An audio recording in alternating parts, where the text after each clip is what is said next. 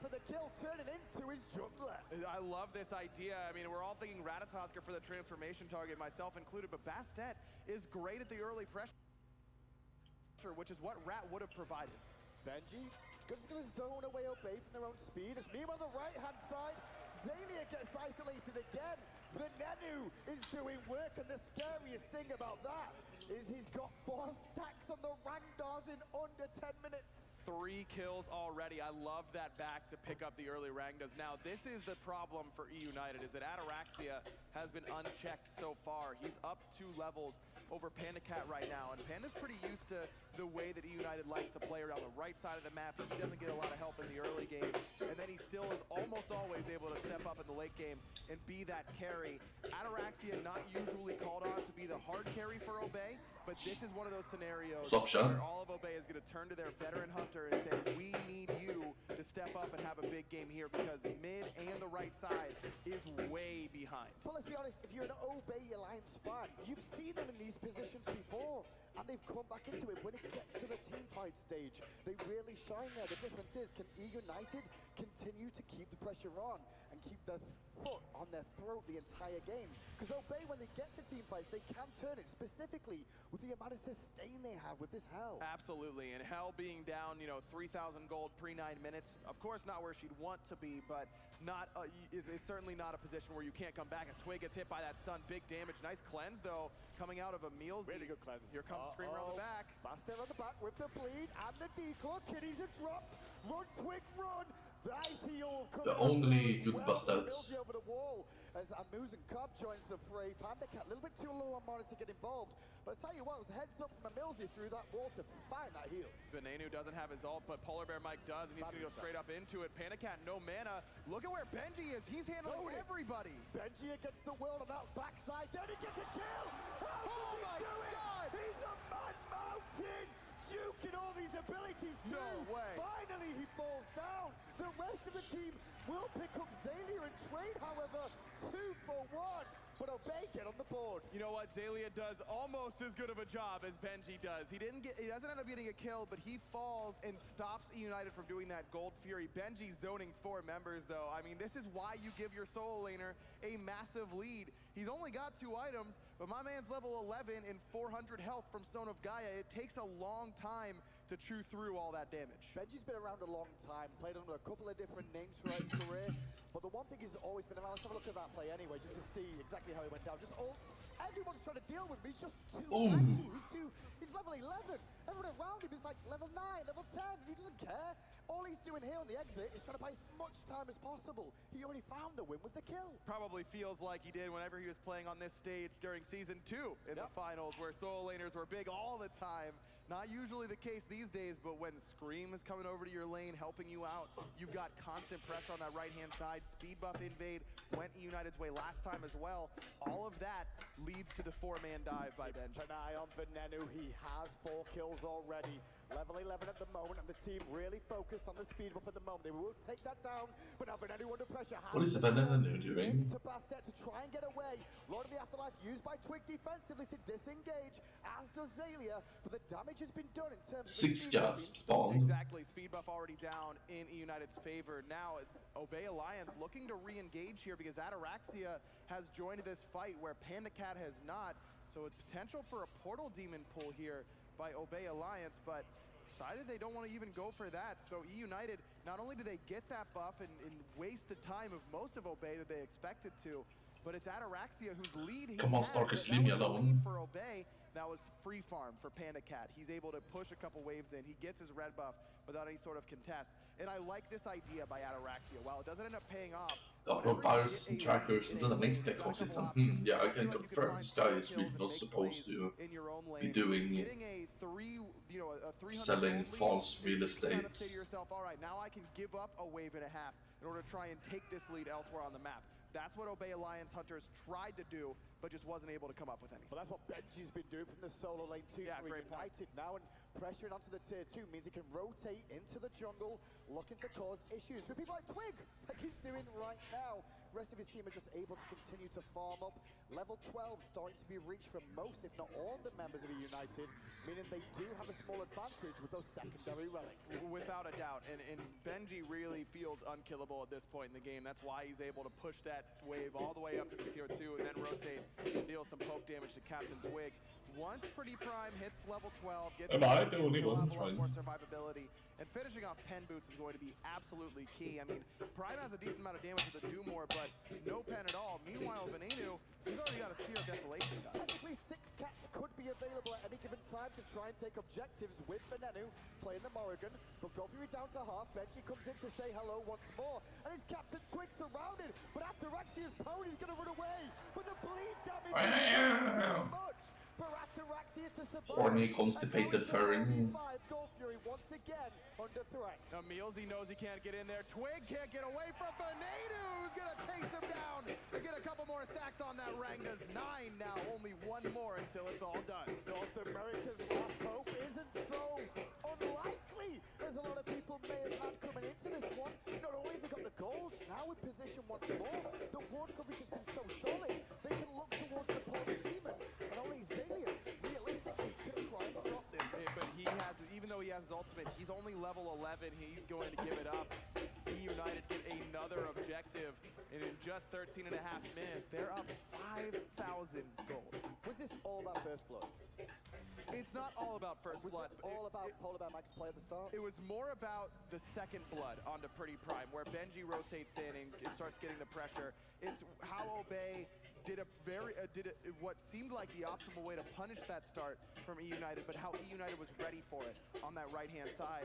For me, it's just been giving the lead to Benji and Scream and letting them run away with it. Benji hanging around the blue buff camp, he has pulled it, they will look for it, but mainly... Good fucking warning. God damn it. Benji gets the blue, giving out to Gonna make some coffee later. Generation and some cooldown reduction, even though it's mana. Does convert on Kakulin. Yeah, not in need of any mana bars as Kakulin, and that's why Venenu, I think, tried to steal that away from him. But, you know, solo laners, once they get a buff, they feel like they've earned it. Speaking of Venenu, 1 stack away from a completed Rangdars, which means he's going to get himself some lovely penetration to add to the rest of it. Yes, bought some more. He's already got with the build he's going for. Because I like a harem coffee, the non-espresso variant. And the Roma Gold.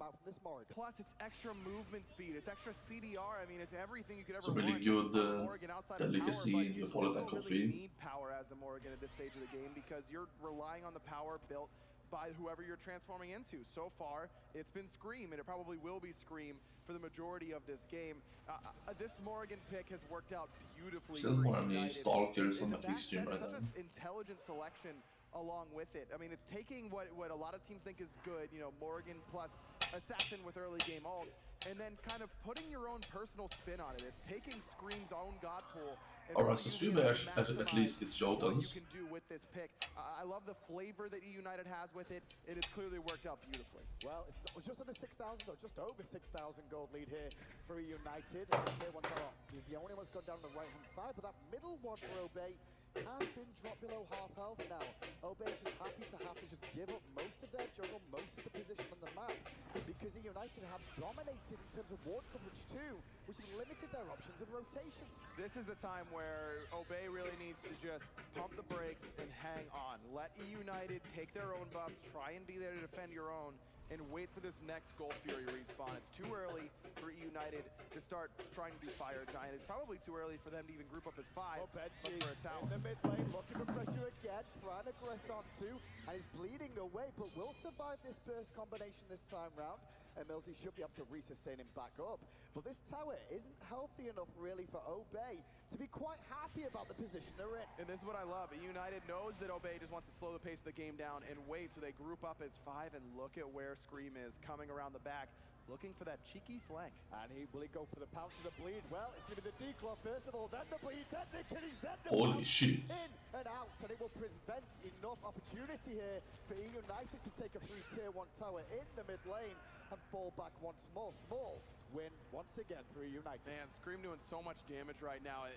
Just his presence alone and the way that he played that team fight really forces all of Obey back. The burst damage from Bastet, everyone talks about her bleed, and deservedly so. Razor Whip, one of her best abilities. But man, the burst damage from the Razor Whip and the pounce, you know, it's just so strong that you can really force everybody back quickly and not worry as much about that Hell Heal. And of course, he went for the Brawler's Beat Stick right away. Very intelligent by Scream. You cannot afford to wait like a Vanty Heal in a matchup like this, because if you pick it up third or fourth, it's often too late.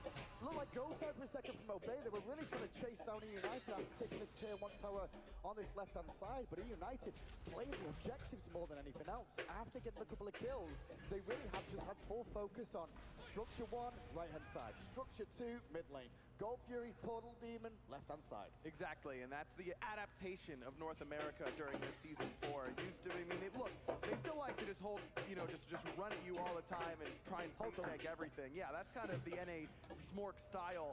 But E United is really, just like with this Morgan Bastet pick, has taken what's good and what good teams do, and then they've kind of put their own personal spin on it. Good morning, goddammit. Waiting around and playing objectives a little bit later, they say, why don't we just get our solo laners super far ahead on a carry warrior and then focus on the objectives? And they've done that beautifully so far in this game. Gold Fury having respawn is exactly where E United is going. And look at the experience difference between the two. You can see it at the bottom. Level 15 for Cullen and Bastet 16, Morrigan 14, whereas it's 13, 13, 13 for Sobek, Osiris, and Discordia.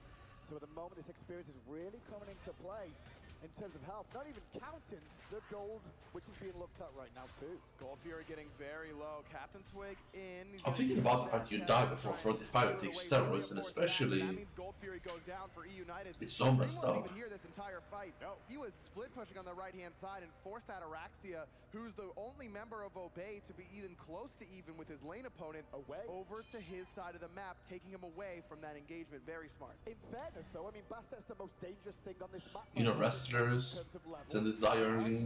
Causing the most problems. So sending your best member, your furthest ahead member to defend makes sense. I'm gonna live a long time. It makes sense, and it makes sense almost for Obey to try and engage whenever Scream, the person who's doing so much work, isn't there. But remember, Venenu can just transform into Scream and take that level advantage, take those items that he has, and be there impacting the fight at the same time while the real Scream is split pushing. It's what makes the Morgan so dangerous. Okay, I thought I just saw Panic pulling it. Yes, they have, but Obey Alliance are here. Paul Demon on their side. Pretty Prime's on the left, not involved in this fight just yet. As Polar Bear Mike will ult as Bastet jumps in too. Scream does get hit by the tail whip, however, and then the lurk in the waters from Zalia will get him out of the danger zone for now. Back to the Fire Giant, however. Pretty Prime pushing that left-hand side. There's a 5v4 in E United's favor, but 3 of their ultimates are now down, and PBM's the middle of his. Benji zoning 3 again. This time can't quite find the kill. As Fire Giant drops below 3k. Oh, Fire Giant still not finished by United. They had the opportunity, but now Obey are back in it. Venenu's low, but Scream's pounce is good. Venenu falls down to Zalia. Shut down. And now Zalia surrounded too. The Benji combined. And Millsy, he will live your life depending on it, but he won't be. Yes, the regular support right there. The North Americans. Ataraxia on the they have one, I guess. Underneath that tier 2 tower, Benji goes underneath it and finds him. Lucky number 13 for E United as Benji and PandaCat head back towards Fire. Hey, at least at the end of the day, Prime did get some much-needed farm. He didn't get the tier 2 tower though, which when you think about it, it would have been potentially okay, that situation, if they got the tier 2.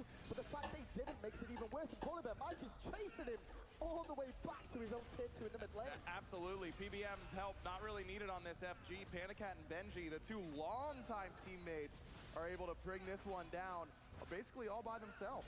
Arguably the most interesting team has been a United this split, at least through 4. I mean, some of these guys kind of came together, and now it's all started to click that they are now able to potentially really make a run against the Europeans, who have dominated realistically competition, international competition on the main stage. They look fantastic. They really do. They're up 10 kills right now on Obey Alliance and nearly 10,000 gold on top of that. That last fight went fairly well for Obey. They brought down Venenu pretty early on. Scream got killed by Ataraxia. But the problem is for Obey is that's a fight where they still ended up losing, but they were able to fight back. But that's when E United's juggling Fire Giant, trying to keep that. They took a lot of damage from that objective and still managed to win that team fight in the end. next time E United is engaging onto Obey Alliance, there's not going to be a Fire Giant there to help Obey. At best, you've got a Tower or a Phoenix, but neither of those are quite as threatening as the FG. And I think that's one of the issues I do see in this game now, is that Obey are almost at that point where it's like, hey, we might just have to start thinking about game 2, because United are on the verge of almost putting this out of reach in terms of the golden experience. I don't know if I'm thinking about game 2 quite yet, if I'm Obey. You've got enough time in between games that you can kind of take your time and wait it out. Look, Rival made an incredible comeback up against Energy. We've seen incredible comebacks during this meta at Super Regionals, again by Rival. So maybe if your name's Rival, you don't have to start thinking about game 2. Everyone else should. I don't know. It's certainly looking grim for Obey Alliance, but man, their late game is so good between Discordia and Hell. Does it look like they're gonna get there?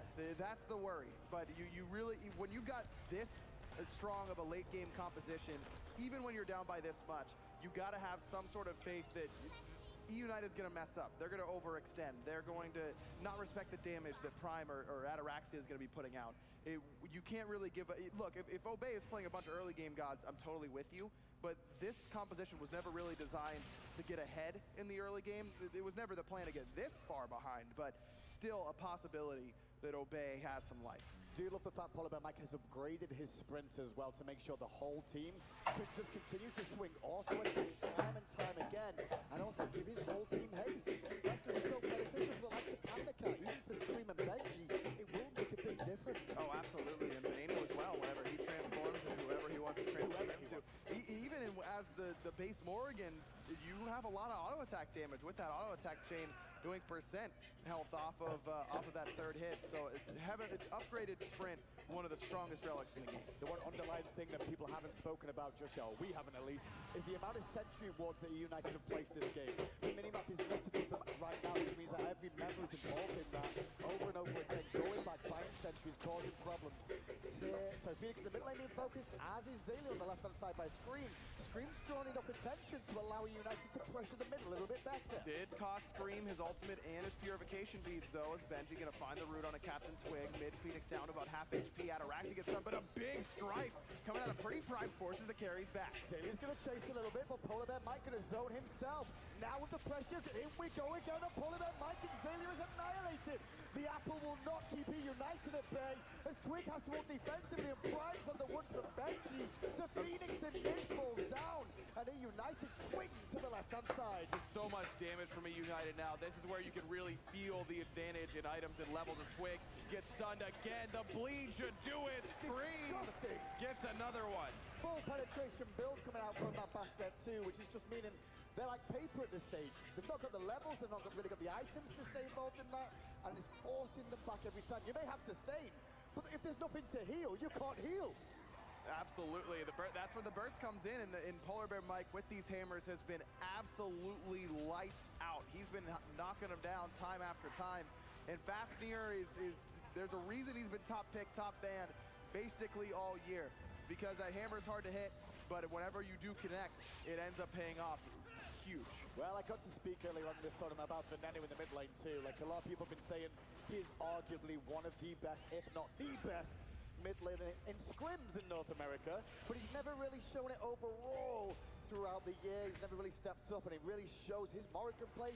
In my opinion, right now, he's probably arguably the best in the world. I mean, he's killing it, no doubt about it. He has been since he joined this roster, and what a journey it's been for Veneno. I mean, keep in mind, before last year's Worlds, he gets dropped from Allegiance when they make all those roster changes. He then watches that Allegiance roster go to Worlds. They didn't have the best showing, but they still got to play on this stage. He works his way up, plays with that Oxygen Supremacy team during the spring.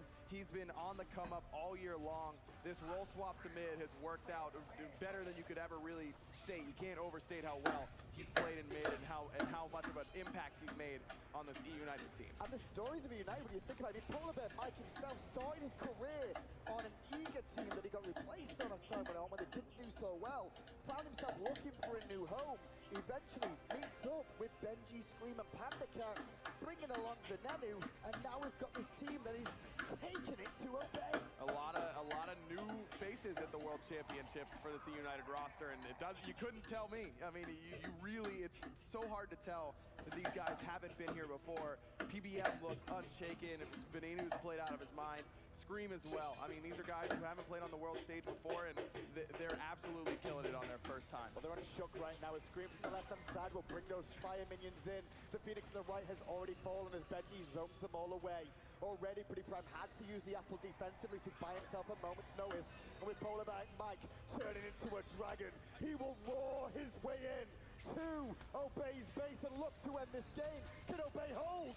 Big damage on the PBM. Benji doing plenty of his own though. Twig forced back at the Titan falling low. E United take game one. Clean, and look at Mike. Look at him. He wants this so bad, and you can feel the boys of E United have showed up. North America score first blood. Obey. But in the last set that we saw with Energy versus Rival, it looked like Energy was gaining momentum from game 1 to 2 to 3 to 4 until game 5 hit. I don't see any momentum building for Obey. Yeah, one thing that we just heard though. Let me just do some thieving skilling. One click every 10 minutes on the screen here. Feel pretty good still. They know it's kind of cool that the fans are like half split. Might even be interesting. Half split Obey, which is different than years. Asian 10, which means he should, in theory, get a lead because that's a Guardian versus a Warrior. Yeah, it's just tough, man. And Captain Twig has not had the best set so far on this Osiris. And even in the games where Obey won up against Elevate, playing this Osiris jungle, it was good, but it didn't feel super impactful to me.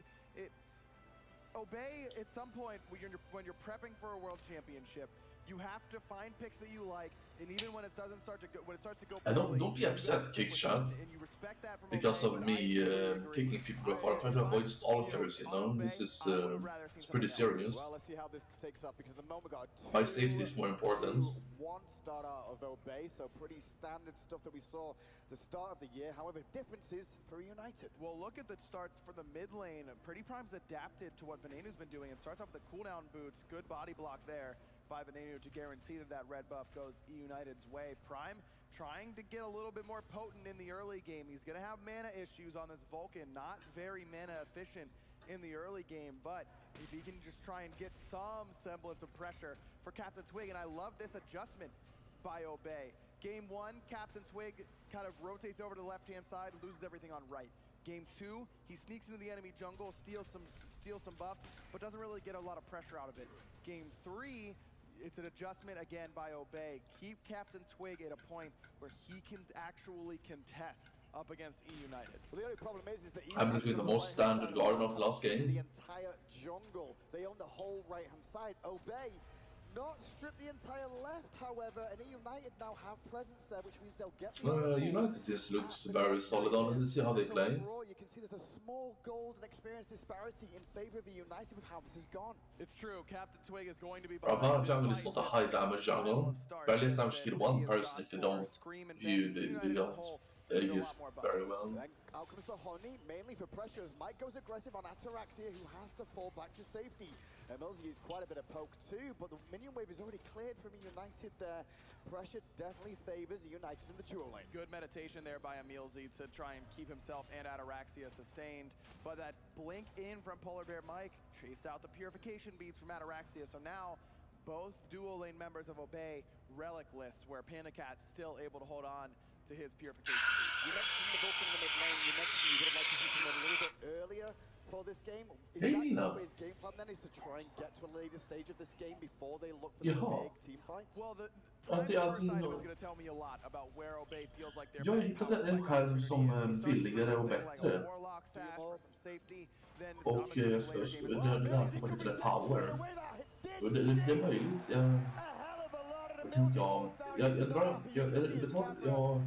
Det är 500 kronor som jag inte betalar för gymmet varje månad. Och juli så är det snart färdigt. Jag ska kolla. To match the 2v2 of Obey and guarantee E United's own purple buff. It gives them Oracle control, all that extra farm ends up being the doom. Jag tror jag har sparat den här. That was pretty funny. Yeah, Being the doom. Yeah, I did. 1-0 then, and I did once the thing. again. Unfortunately, though, it would have been nice to see Panda Cat get that kill, but at the same time, First Blood going to support isn't always doom and gloom. That's because you're a support. That's the only reason you say that. We get full boots now. Sure, he's a support. I'd rather have my Panda Cat have full boots. I'm trolling you. You're right. There are situations where that can be happening. Oh, no, more trouble. Ataraxi's going to run for his life. The Stinger hit too. One more reach. His ultimate is already down. Polar Bear Mike Those could be going boots. for his second kill of the game. But a Millsy to the rescue with support of Pretty Prime. And Polar Bear Mike thought better of it. Right-hand side, however, we got another fight going on. PBM going to join the squad on the right to try and get this speed buff invaded. Twig taunts it in. Good damage. Prime's ult. Not going to hit a target, but it does secure the speed buff. And now Obey can fall back to safety, knowing that the speed buff can't be picked up by United. But United don't mind. They can look towards the blue. Captain Twig, rooted in place, still has his ultimate available if necessary, and he will need it. Because of Benji's ultimate in response. Hur snabbare de loggar in här på power en sekund. Just looking to keep Captain Det tar 2 minuter. being able to steal that blue buff. Even though one buff invade doesn't go successfully for United, they Se vad det kostar i månaden. and that's what this team has done so well of this set is whenever their initial game plan, when plan A doesn't go perfectly, plan B is there and ready and viable. Not always viable for a lot of these teams. They try and overextend to get something that they shouldn't. United has played patient but aggressive at the same time. 1,700 gold lead right now for United just with the First Blood, and that's just down to the superior farming. So it's 1,300 gold. Realistically, when you take out the First Blood 400 gold, Oracle's gonna go the way of United here too. I was talking about Pretty Prime's second item being impactful. And Förlåt att det tar sån tid. Jag får inget inloggningsgrej här heller. Förlåt, jag var ny kund och... taken anything into the late game against United yet, but this team composition team fights beautifully in the later stages. But what is the situation in the solo lane? That's something that everyone's been talking about. Venenu, though, joined the party as Athena for a second and changes his mind. Panda Cat low on mana and Polar Bear Mike at half. I think he was just looking to try and get these boys out. Just trying to secure that purple, though. It did go Obey's way, and now PBM's in some trouble. Double ultimates out of the dual lane from Obey. Good taunt, but a great body block for Panda Cat. Still not enough to save his life, and now Panda's in some trouble. Oh, this dual lane is fireworks, Captain Twig. This could be the first time we see him really make an impact on this warrior. Nej, det gick inte att betala av per månad. Det skulle kosta 800 spänn i månaden. Det gick inte att betala per månaden. Now Ataraxia and Emilzy have at least Nej. some semblance of confidence in that dual lane where Panda Cat has really been putting it down. Ja, precis. Då tänker jag att du är fortfarande 8000 kronor som jag betalar till dig 500 kronor i månaden, tänkte jag. Kanske. Ataraxia up at least a little bit. Well, that's the first mistake we've seen United make. Du skulle betala av till dig istället i sådana fall. 2v3 scenario using Venenu to ult 8000. try and join the Sen fray. som But förut. Obey just managed to back away and then reinitiate. And they didn't even get the purple buff that United wanted. Yeah. Ja, den...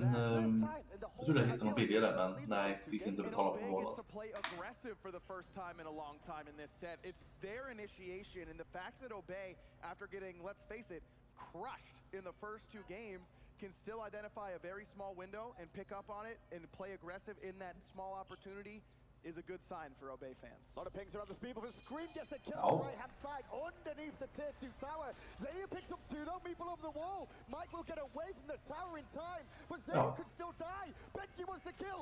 Ring around. Jag är ju en video audio-person.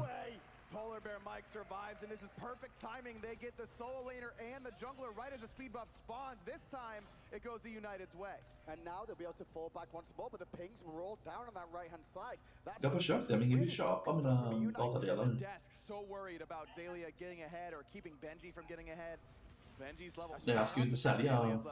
Jag ska ha så många saker som möjligt igen. Jag ska inte sälja på de 2. Jag tänker inte på det den här gången i alla fall.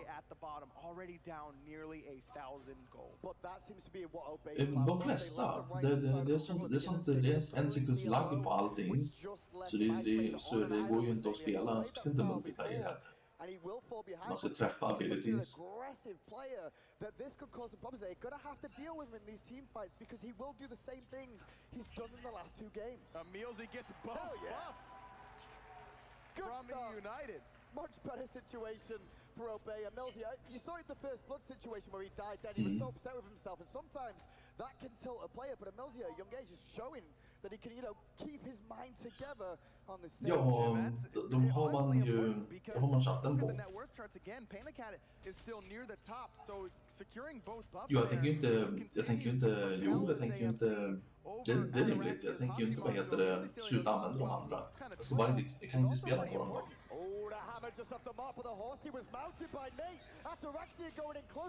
Jag har plats.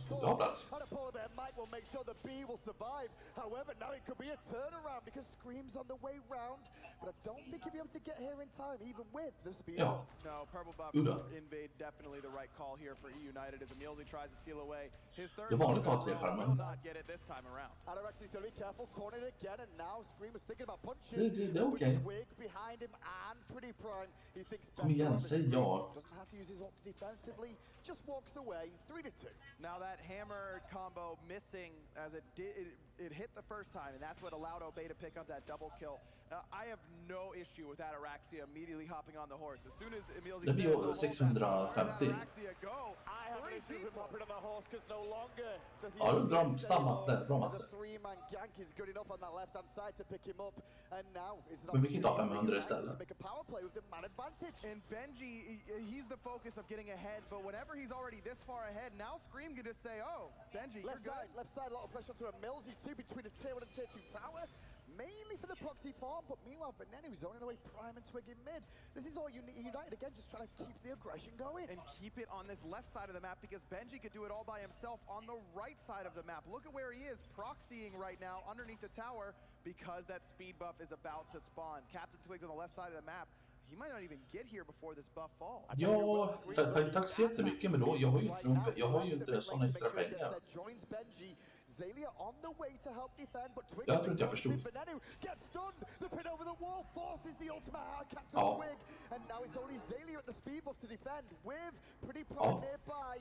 Prime can't get involved just yet as Emilzy misses the hammer. Even the ultimate not fired off by Prime to try and steal that away once more. Captain Twig is pressured beautifully. Venenu creates the zone, stops Captain Twig from getting in there and pokes him down to half HP, forces the ultimate right as the buff is spawning. United just playing near perfection right now. And we will get the blue buff on the right-hand side stolen away from Zalia there, who couldn't hold on to it on his own. Trouble for Obey. It was 1 kill for United. Obey got 2 kills back in the duo lane, but then United didn't really falter. They realized they made a small hiccup, corrected it, and it's back to business once more. And again, what's the adjustment for United once they lose those 2 kills on the left side of the map? Hold that thought as Benji ends up trouble on the right-hand side, gets a good heal off and stunned, but he's still level 13. He's healing from that going back in. The madman! That's it! Tack så mycket. Benji's a beast on this right-hand side. And lets them know as well. I tell you, I'm not joking. There's a chance we get to see Deathwalker versus Benji tomorrow. And I want to see that bloodbath with no junglers involved, I'll tell you that. Can we just put them on a dual map and see what happens for a little bit first? That'll be the warm-up. I'm down. But he's still not Conquest, so no. All right, fair enough. That's the main thing. Emilzy looking to try and defend the left-hand side with Ataraxia here. Bory's going to get taunted into a bit of pressure. Doesn't have to panic too much. He Om man är sent och spelar. Scream is hovering, but so is Venenu. Sneakily enough, coming around from the red. Gold Fury a potential now for E United. Panda Cat has a couple stacks on that Devourer's Gauntlets. Is Ven going to find the stun on a Captain Twig? Still could be in some trouble. No, so he'll turn right back around and go to work onto Captain Twig. Meanwhile, Emilzy trying to zone away. Venenu gets away from the danger, but the Dragon is in a bit of trouble there. And here comes Benji. Level 13. Good luck dealing with him, but Obey still able to push E United off of that Gold Fury. The big difference there is the Panda Cat so low. Blir skadad, inte blir skadad för blir energidrycker. And with only 30-some stacks on that Devourer's Gauntlets, not enough damage to really tank up that Gold Fury effectively, especially with the Talaria boots as his boot selection. So good idea from E United to test the waters, see what Obey had waiting for them, and then back it up once they realized that Obey was there to fight. Just ran a 3,500 gold lead for you. Hur mycket har det gått upp? Including any gold furies taken down so far. Experience creeping up and succeedingly past 5,000 right now. A lot of that experience, though, is in the solo lane difference between the two. And you expect the Guardian will be able to at least keep some sort of pace. Ja, det är intressant. Det kan vi prata mer om någon gång. Despite the experience difference, being a level or 2 down, usually not a very bad thing. for Guardian solos. 3 levels down is starting to get a little bit excessive, but that's the reason why you stick these Guardians to the solo lane, is that they can be effective from behind. Ja, vi kan ändra många saker, det kan vi göra. What time is it, Hindu? It's Scream's second speed buff time, because that's where he is in Obey's pit once more. Melzi and Pretty Prime are here to try and contest and trying to secure it for themselves, and I believe that's exactly Men jag är också streamare, så det betyder ju att jag måste spela varje dag. They're having a bit of a party here, and the horse has been forced. Pandacat going in, looking for the cleanup kill, can't find the swarm, however. Äta bra, inte spela sent och prioritera att sova. Back to the right hand side though, because there's still a dance in the blue. Pandacat did get the purification beads out from Ataraxia. Oh, Scream left, coming around the back, looking for Ataraxia. No ultimate this time to get you. Jag skulle säga att jag har inte så mycket av de här problemen. För jag är hälsosam och jag gör inte så många av de här sakerna som jag fel. And a nice meditate out of Azalea there, just to top his team up to get him away. Benji and Polar Bear Mike can only watch on, but United recognizing they had 2 on the left hand side. Men sömnen är bättre. Sömnen är också bättre. So even though they found Venenu, Obey still lose things across the map. United just conditioning Obey Alliance to be where they want, when they want them. The 14.5-minute mark, now when you can do Gold Fury without as much risk as in the early game, what does the United do? They spent the jag kan hålla med om att vi kan ändra saker och ting för att göra små bättre och nyttigare. Vad sägs om det? So they're training Obey. Be there, be ready, because we are going to be on your speed buff. Nej, för nu vet vi ju, det kan definitivt, jag brukar säga det, men vi kommer definitivt sluta med cola. All cola har fått dricka kaffe 10 eftersom det har varit problematiskt på viktiga gånger. Still a better situation right now, but look at Benji 2v1 it, looking for Captain Twig, knowing he's only at half health and 3. Så definitivt ingen med cola, ingen skidryck, ingen You might cola. both be Warriors and you might be an Osiris, but I don't think Benji really cares. Certainly not. Stone of Gaia done, working on what's probably going to be a mystical male after that, and getting mystical male while ahead is a great feeling as a solo laner, because not only do you get unbearably tanky to all physical damage dealers, but now you're doing insane damage. Benji's already doing a lot of damage just because he's level 16, but adding in that extra mystical male tick when you're in the middle of a team fight can be very devastating. Well, even though Ataraxia's fallen down twice, he's trying to do his best to keep pace, but he's going to get aggressed on one more time. Blink, taunt, forces the Aegis. Det finns så många spel jag inte har rört på över ett år nu, förstår du. Jag är så ledsen när vi kan spela. On the rotation with a Melzi in tow. Tack så mycket. And Captain Twig, Aegis from Pandacat. He's in a lot of trouble, but he jukes it out. Here comes Scream. He's turning it right on top. Now Captain Twig's in some trouble. Polar Bear Mike here. And there they go. Veneno even showed up. A Pandacat Okej, hejdå. Twig gonna get chased out by Scream though. And on the rotation comes Zalia too. Zalia trying to swing around the back, but Scream doesn't care. Gonna slow down a Melzi some more. Rest of his team trying to get some distance. But Benji's on the way behind Zalia. And Zalia needs to watch out too, so he falls back. Another couple of kills, 2-1 in fact, in favor of the United. Man, Venenu's decision to transform into the Athena and get where he needs to go, trying to help out Pandacat, still not enough to save the Hunter's life, but it is enough to get United a return kill onto Captain Twig. Still worth it for Obey to lose Twig in response to pick up that kill onto Pandacat. He's worth a ton of gold right now. He was sitting at 0, 1, and 5 before that last engagement. So worth it overall, but that's still time on the map that Twig can't farm. He's 4 levels down. And that speed buff now is on my second stream. Venenu this time round is just stolen away from Obey, so they start to give it a little bit more to Morrigan, allow her a little bit more mobility during the stealth to get around the map sneakily.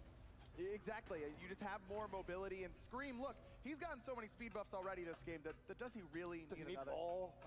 You're just being greedy at this point. But that's what Jungler's mentality. I got Benji was a little bit greedy then, he got away from murder. Or did he? Rotation coming from Venenu round the back, Zilia lower mana stunned out, and now he jumps away back. Benji's still tanky enough, not worried too much for the time being, but a nice meatball out of Pretty Prime will force him away for a second. But remember, that meatball is ultimately just healing Benji because of the Stone of Gaia. That's a knockup that'll proc that extra regen from that health item, so Benji not really worried about getting knocked up by Pretty Prime. That stealth from Venenu there. Just look at all the wild swings and ability uses out of Omega. Where is he? We've got to catch him quick. He'd already gone to the mid lane to safety to make sure he was with his team once more, because the oracles are available, as are left harpies, and this is the big thing. Like, United have really focused the objective control of the jungle as now Mike goes in on Emilzy. Emilzy crippled out. He's gonna have to transform. Nice ult from Prime. It's Ben and Panda Cat, but still not enough. Emilzy Hey, that's a really nice cable. A Pro Display port, 2.1. 3 meters, 15. Still going on the left-hand side. Emilzy comes back in as Lord of the Afterlife from Captain Twig hits Venenu. Venenu turns into Robin and jumps away, but he did get hit by the slow. Now he's to be on his own. He needs those highs for the mobility. Tether attached, and Panda Cat realizes his doom is guaranteed. Obey gonna kill. The crowd cheers, wanting to make sure this goes on longer. Really good fight there from Obey, baiting E-United deep into their jungle, back in and out every single time, and then all of a sudden Obey's able to turn it around. That's what you need to do, is have these extended engagements. You're not going to be able to burst someone down when you're this far behind, so you have to force E-United to make multiple bad re-engagement calls, and that's what happened there. Obey Alliance, now the problem is that they didn't get anything out of that kill. There was no, no Gold Fury up, nothing. Well, they got a tier 1 tower on the right side of United and a tier 1 tower in the mid lane of United after all those engagements. So yeah, it's E-United that ends up coming out on top. Again, that's what we were talking about in game 1. Objective-minded. That's the lesson that Alright, give me 5 minutes, Sean. here in Season 4. And E-United has learned it. 7-5 now, 20 minutes approaching goal. I'll do stuff like this. The second time, Portal Demon is also available for both teams to look at. A Scream more focused around contesting the speed buff once more. Venenu will be looking for another one if he can get hold of it.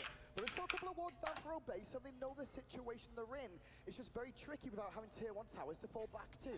Prime could fire off the ult to try and steal it, but Scream's gonna grab that speed buff. Did use the overhead kick, so CC immunity gone, but still had the ultimate. But again, when does E-United pull the Gold Fury? Right as that speed buff invade's happening. And at the same time, the Robin's level 17, while the Osiris is level 30. There's not much you can do. Emilzy's here to try and contest this Gold Fury, but a good side talk from Polar Bear Mike will deny any opportunity as Zaylia is zoned away with Scream and Benji on the front line. But Benji doesn't care. He's going to get a bit more player damage for himself. Level 18, he's got a Heartward Amulet now. Benji and the rest of United seem to really like going for those sort of aura items whenever applicable, and certainly here is Portal Demon down, and that's going to fall into United's favor as well. Look at the position of Benji and Polar Bear. One covers the middle lane, the other one covers inside, torn over the wall from Polar Bear. Mike will get Atarax's speeds and his ultimate, but Scream doesn't care. The Aegis is down too. The meatball miss from Prime. Ataraxia trying to live. Ataraxi's alive. The meditation came in, and a big ultimate out. Vulcan could turn this. Polar Bear Mike very low. He dashes away, but Twig gonna be able to put him down with the Lord of the Afterlife. Venenu formed his Robin trying to get away now, but Benji left alone underneath that tier 2 tower. Nice route selection to get out, but Ben's in some trouble. Ben is in a lot of trouble. He won't be able to get the stun because the beads comes into play from Captain Twig. Emilzy over the wall trying to collapse to give it a little bit more pressure for Vin to pick up this kill on Venenu. And a meatball from Prime will secure the kill. That's what we've been missing in this best of 5 is Pretty Prime getting involved, and right now that Vulcan is doing work. Benji already used the transformations and the ult, but he's still level 19. It would take Obey all day to true through him. Look at Prime, he's 2 levels over Venenu right now. Like, Obey have been behind the entire game, but still Prime is staying in this. This Vulcan pick, we may have thought it's needed for the late game, but it's so important. But already Prime's through by far the worst part of Vulcan's game is that early, even the mid-game Vulcan can struggle, but now that he's got 3 items, the extra health from the Warlock Sash, plenty of damage from it as well, and that ever-important Obsidian. Twig's got no ult, Twig's got no ult, Twig's got no beads, Twig's got no life. He's gonna run as fast as he can, but Polar Bear Mike will always catch him. 3, 2, and 4 for E-United support. And E-United now back on top in kills. Obey Alliance still very far down in gold, but Pretty Prime certainly the light in the darkness for Obey right now. Working towards a Rod of Tahuti. It's getting close to that time where that Vulcan ult can change it all. And that Vulcan's got to get to this Fire Giant relatively quickly right now. And Millsy's trying to keep vision of it, but it's getting low. And there's still no sign of Pretty Prime. He's still near the back harpies. Good turn on Millsy. Fire Giants reunited. And now it's time for Obey to disperse and run for the hills. And it looks like a Millsy could be the one alone. He doesn't get over the wall. That was good enough from Panda Cat. Venenu claims the kill. No way to get over that wall. Panda Cat's timing too good. Ataraxia does claim a tier 1 tower on the left-hand side, I don't even know if he's going to be In able to 2 get this minutes, kill too, though. I'm gonna. It's time to make some coffee as well. I did prepare some stuff of that, some of that though. United, meanwhile, will pressure this Phoenix in mid. Prime still has his beads and his ultimate available. Zaylia gonna get taunted in underneath that mid Phoenix, and Zaylia gonna get put down again. Panda Cat's stinger is just covered in blood so far this game. Okay, that hits. Being chased to the back as Prime now under pressure. But the only hope left for the Athena. Dunk damage is so much. And Polar Bear might just use his passive. Solo by Benji. And a wild ride through the jungle. And Millsy against the whole of United. North America, you have a finalist. North America, United will go on. They will go on to face rival. We will get a new champion. And 2 teams that have never made it that far. Polar Bear Mike breaks his own curse. He started the curse, and he'll break the curse. But my oh my. Yeah, so I think this game is really important. Game 2, if United wins this game, they... Oh, no, I get it.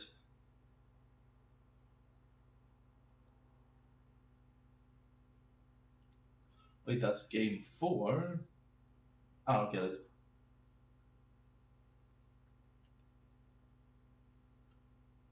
This is game 5. Then what is this? This game is really important. Game 2, if... Did we see game 2? Benji with these boots, because the CC chain potential from Obey is very, very potent between Strife, the Ama ult, the Uller Axe. I don't think we did. We missed this game somehow. They're in the wrong order, you know. A bit of CCR gives Benji some serious survivability. Absolutely nothing separating these 2 teams right now, other than that first blood, but even then he's still even. Panda Cat being pressured by a Millsy, but with Polar Bear Mike showing face, they will have to back away, realizing they can't find the pick. Everyone's actually equal on levels as well, which is not surprising for how this game has started. No, and that's a much better sign for Obey than where they were last game, because Pretty Prime was way down to Venenu in the mid lane, as was Captain Swig in the jungle to Scream. So actually with a bit of a small lead over Panda Cat now, just in terms of itemization picked up so far. He's starting to work towards the Devourer's Gauntlet, as we've seen so much of this year. Panda Cat only has the boots completed as it stands. But Atu actually needs to be careful that Mike doesn't show up one more time, which he does. Recognizes it quick and gets away before the hammer connects. There's that Uller change, getting a little bit of extra time whenever you switch stance. You can jump a little bit more quickly than you used to be able to. And usually you can jump on an Uller bow stance and find that hammer, but Ataraxia quick on the trigger. Press 4, press 3, get out of danger. Right hand side, Captain Swig and Zaylia going to get their blue buff, and United will do the same thing with Benji and Scream. Ataraxia just trying to farm up as much as he can.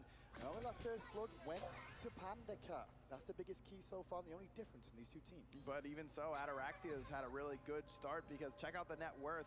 Panda Cat got that boost to 400 gold, but Ataraxia is right there in the net worth. That means that Obey's Hunter has been doing a better job of farming than Panda Cat. Some of it is getting the solo waves. Emilzy hasn't been over on the left-hand side a whole lot so far. Some of it is just being able to rotate around and use that superior Uller clear to increase your clear times. Catch an extra minion here and there in the lane after you clear buff. It's the little things that catch you up, like Ataraxia. Giant Harpy's being contested now between Twig and Scream, but also he's got support at Pretty Prime and in tow there, and Millsy to make sure they will go the way of Obey Alliance. But the Oracle's about to spawn, and both teams start to be edging towards that area now. Plenty of wards down for both teams here. Well aware, but have they got time to get him? No, look at the use of Snipe there from Venenu, just to secure the count. Smart, Searing King with very low cooldown ultimate, so not gonna miss that too much. Plus, Venenu wanted to back there anyways. He had enough to finish off those cooldown boots. He was sitting only on boost 1, susceptible to those constant slows from Osiris. Now with that extra mobility, Venenu has some safety. And look, his ultimate's already a quarter of the way to being ready to go. How do you feel about the Stone of Gold? Oh. Crowd, just be quiet. Don't talk, crowd, okay? He can hear you. It'll be fine. He knows himself. It's the you know, you can feel the shame whenever that happens. You don't need a crowd there. Just ooh. Yeah. You. I was about to say as well, Benji on the right side is going for Stone of Gaia. He did this game 1 on the Cucullin, and game 2 is going for it as first item again. However, there's no real knockups on Obey. Is that how good that item really is? Against a magical guardian like RTO is, there's not a lot of good second item magical protection items that you want to really go for. Pestilence is pretty solid. You go an aggressive route, go for something like a runic shield or an Chile, but outside of that, it's kind of awkward to select something to go in that slot. Stone of Gaia is just cheap HP, and especially against a guardian who's not going to be building penetration anyways. HP is basically his value as valuable as those protections, so you may as well go for the cheap option that gives you the big 400 health. Also gives you a ton of health sustain. Well, I was about That's to the say big as well. It's got mono regen on it, but he doesn't need it, but it gets converted to health regen, so his extra sustain potentially from that is one of the Feels like one person is getting upset. Please don't report me. It's pretty reasonable to be upset though. Most guardians are going to knock you up that are in the solo lane anyways. I mean, I'm looking at Xingqian and Sobek as two very popular guardians. At least you saw me talking Swedish. It's absolutely the best call to pick up in that second item slot. In this one, you're right. There's no knockups for Obey, but it doesn't really matter. You're going to be able to get a lot of mileage out of that 400 health. Well, I will say it's starting Today's Swedish word is puncherulle, eller dammsugare. Only seen a couple of games like this so far. Both mean like a bakery thing. But it's all about stacks right now. You can see the Warlock Sash for Venenu is nearly reaching that 100 mark, whereas Discordia has... Tastes like mud cake and princess cake. And that's going to be going all the way up to 40. Meanwhile, She's like a vacuum cleaner. You know, the nozzle, snozzle. The Hunters evened out now. It was Ataraxia with a slight lead with the Spike Gauntlet. Now he and Panda Cat are on the same plane, both with the Devo gloves and the Light Blade starting to be worked out. I really, if I'm looking at the I favor Venenu at this point in the game, even with the extra damage from Pretty Prime's They're going to go for the finals, man. Difficult to bring down. He has just a lot of HP, and Warlock Sash always thought of as the HP item, but when you get towards that max number of stacks, that 100 mark, you start doing a lot of damage on top of that, so it's a really good spot. Nice jump from Panda. Oi, oi, oi. No, this switch is coming out. Forces the Aegis. And the beads were on cooldown already, so they're back up. But now Panda could be in trouble himself. Absolutely everyone is here, the whole gang. To force off Captain Twig for the moment. Venenu has arrived, and so has Scream. And Pretty Who's he gonna pick? Or is it a Millsy? He's gonna ultimate to get away. Snipe early on, followed by the damage. That hits. And Apple a Day won't keep E United away. And Captain Twig has to fight the full front line of the United, but he will fall back to safety. Good fight there by E United, and there's that combo that Aurora was talking about on the desk. The Searing Pain Celestial Beam combination from Venenu does enough damage to Emilzy to bring him down. Good rotation over by E United. That is premeditated. As soon as everyone on E United sees Panda Cat jump in, everyone starts heading over to that left-hand side. You know there's a rotation coming, and you've got to bail him out. Panda Cat does have to use both of his relics, but getting an extra kill in the process. Now both kills on a United on their Star Hunter. On that Ho Yi, and Panda Cat is one of these players who's been around a long time, but his first Worlds performance, and he's looking pretty solid right now. He's got a bit of a lead over Ataraxia. It's not by a lot, considering Ataraxia is doing a very good job of keeping pace, even though Panda Cat has picked up those 2 kills. But in the late game, I mean, there's been so much talk about Uller and where he's strong, which is almost all the game. Sure. But in the late game, it can be tricky to manage your stances correctly, be in act stance when necessary. Benji could be in a bit of trouble here, trying to get away from the... I fucking love the slows from Osiris. Still the chase on from Twig. Used to be 40% for 4 seconds, and I think this should be again, you know. You strength slows, so be it. Buff him again, buff the slows. Very difficult at times because you need to be. Besides, it's something doing diminishing returns with the 1-2 combo because you don't actually hit it perfectly each time on the 0.1 second. Time to switch over to axe stance and jump away. Ho Yi, on the other hand, has an near instant jump that can get up and over whatever Obey Alliance is going to be throwing his way. So Ataraxia staying close is good for Obey, but the fact that Panda Cat has not only been able to keep pace, but stay ahead of that Uller in the dual lane is a good sign for United. Also a bit of a problem with Obey's composition from my eyes is the fact that, well, their engages kind of run at you, or Twig. Like, Twig has to ult, or Zalia and Emilzy have to run at you to try and force an engagement. That could cause problems, but Here's the promise for Obey right now, is the gold has been started. Good stun on Ataraxia by Polar Bear Mike. Azega's still down for 7 seconds. Look at the wraparound by Scream. He finds a stun, but the beads are good. Gets him out of that Ragnarok. And Millsy gonna try and zone them away, and then comes Pretty standard Fanbear stuff. Scream's the one really in trouble here. Lord of the Afterlife onto Mike gives some room for Scream to get on the backside, but Benji's in amongst the pigeons, and the pigeons are Obey, and the pigeons are trying to run away right now. Now that's gonna be a kill for Benji once more. Bro is hitting 3 people with the snipes. And the Gold Fury is still option for United. Gold Fury started again, and there's the healing. Benji right in that front line, zoning away 3. Good stun by Ataraxia, big damage, but the war cry is there. Benji retreats while Scream goes forward. And they put so much work into Benji. So many. Gold Fury for his team. Keep an eye on Ataraxia. You buy a new hot dog. Panda Cat is the one that's starting to shred through some of the damage dealers on Obey. Still the Gold Fury contested, but United will come out on top. Obey hung around too long, and Millsy will also be a casualty of that fight in favor of North America. Panda Cat feeling it, 3-0-1. He was the one doing the zoning work once Benji had to retreat. United is playing with such confidence. We've already touched on the fact that they have multiple players who are playing in their first World Championship here on this stage, and they're playing with so much confidence. They're juggling a Gold Fury down to 200 HP against a team that's finished second. The Captain Tweet personality type, which is completely unique. No, I'm kidding, it's the ESTJ. But I like to agree with you. When you're talking about right builds, right plays, right goals, and what they do, it's not very hearty, you know. Unite are the last hope, but they are the #1 seed for a reason, and there's a reason Obey at #2. Exactly. This team from United, I was really excited to see how they're the working ant personality type. Now you don't understand how they are, although it can be offensive. Hold up. Surrounded by 3, and over the wall comes Mike. He body blocked it. I don't think he intended that, but he says he did. I bet he will, and comes afterwards. Nice work from Mike, the safety play, and gets Veneno out of a very, very dangerous situation. I'd get in trouble if I said exactly what PBM's saying in comms right now, but it's something along the lines of, I'm sick at smite. Yes. And you know what? Sometimes it's better to be lucky than good, or when you put them together, you end up with a lot of success. Going back to what I was saying before, United and LG scrim partners coming into this event, they have been for the majority of the year. And when you see your scrim partner really get dominated by a team playing a different style. Yeah, do allow me to talk in personality types like I do like every stream. It's part of, I see like the Matrix, right? I see it and I think about it all the time. It's interesting. Plan that they had practiced with Luminosity better than LG was able to. The results are clearly showing for United. Well, since the start of the game as well, there's not really been any more invades. The jungle has pretty much traded out across the map as the United invaded Obey and Obey invaded the United. But since then, no one's really looked for the aggression. Maybe I should say I have some really good points about weaknesses and jumped on by Scream. He's gonna hit him with that Ragnarok collecting something bad to certain times. Scream's bluff, there was no support. And now with that, it's surrounded for Benji, who's trying to keep Obey busy as the United look to force the Portal Demon.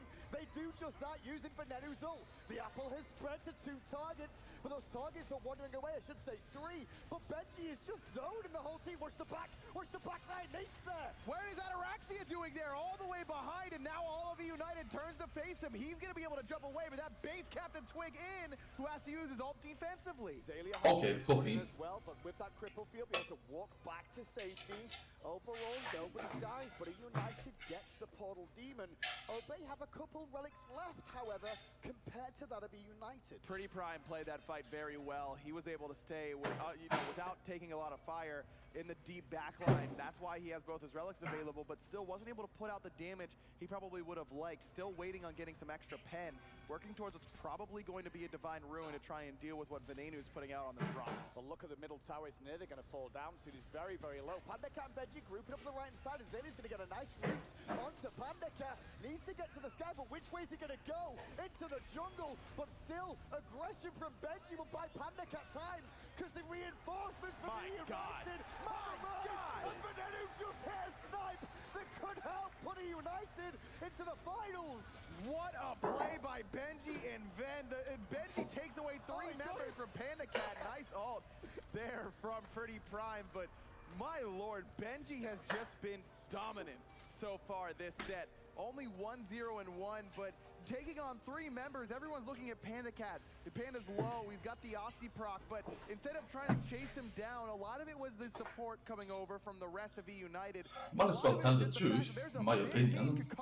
The dutiful, and you gotta try and make a choice. You're gonna obey the rules, traditional, Sentinel personality types are stupid on average, and intolerant and often racist and hard to change and understand. It's really to do as they're told.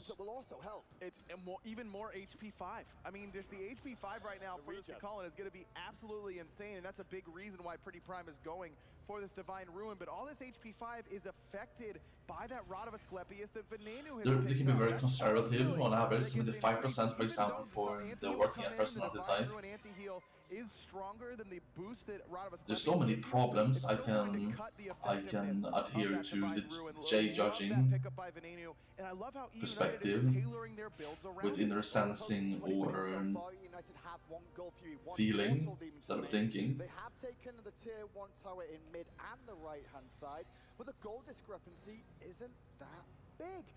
Everything I don't like about people that shouldn't be as common with some personality types. Only 4. You can still fight back into this. Without a doubt, and Obey Alliance's late game composition is pretty potent. Nice combination there from Pretty Prime, but still just not enough damage quite yet. Is Benji gonna turn his Stuff like that. Ataraxia? Careful there, but the Gold Fury's respawned and Obey grouped up, and however, Scream's got a bone, and that bone's in a lot of trouble as the snipe comes through. Emilzy couldn't do anything. The apple goes to the backline out of Prime, but Benji and Mike are just tearing through the backline of Obey and keeping them at bay. E United get the objective. Benji still alive. Scream gonna jump in, and look at E United charging forward, looking for the kill. Bailey's in trouble, but jukes the ricochet, which would have been as soon as Mike dives onto Ataraxia, which will get his beads, and his Aegis too, which are now on cooldown. Gold Fury to reunited, and now they fall back, realizing they can't get anything else.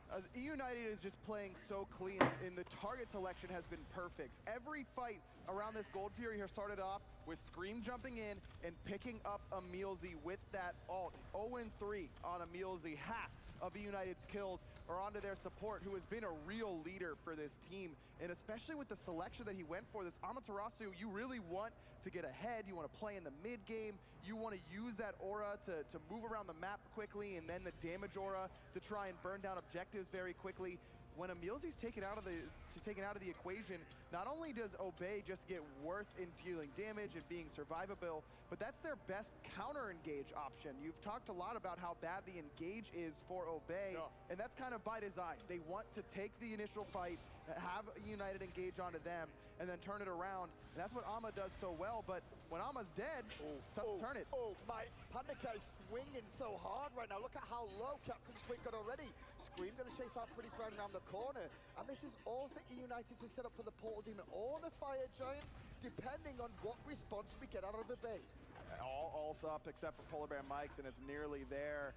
Everyone from Obey Alliance ready. Relics down though on Ataraxia. Watch for him. He's in a lot of trouble there. Has to be careful. Gets away from Benji. Ataraxia turns up. Has to be careful because Benji's Thorns will be up soon.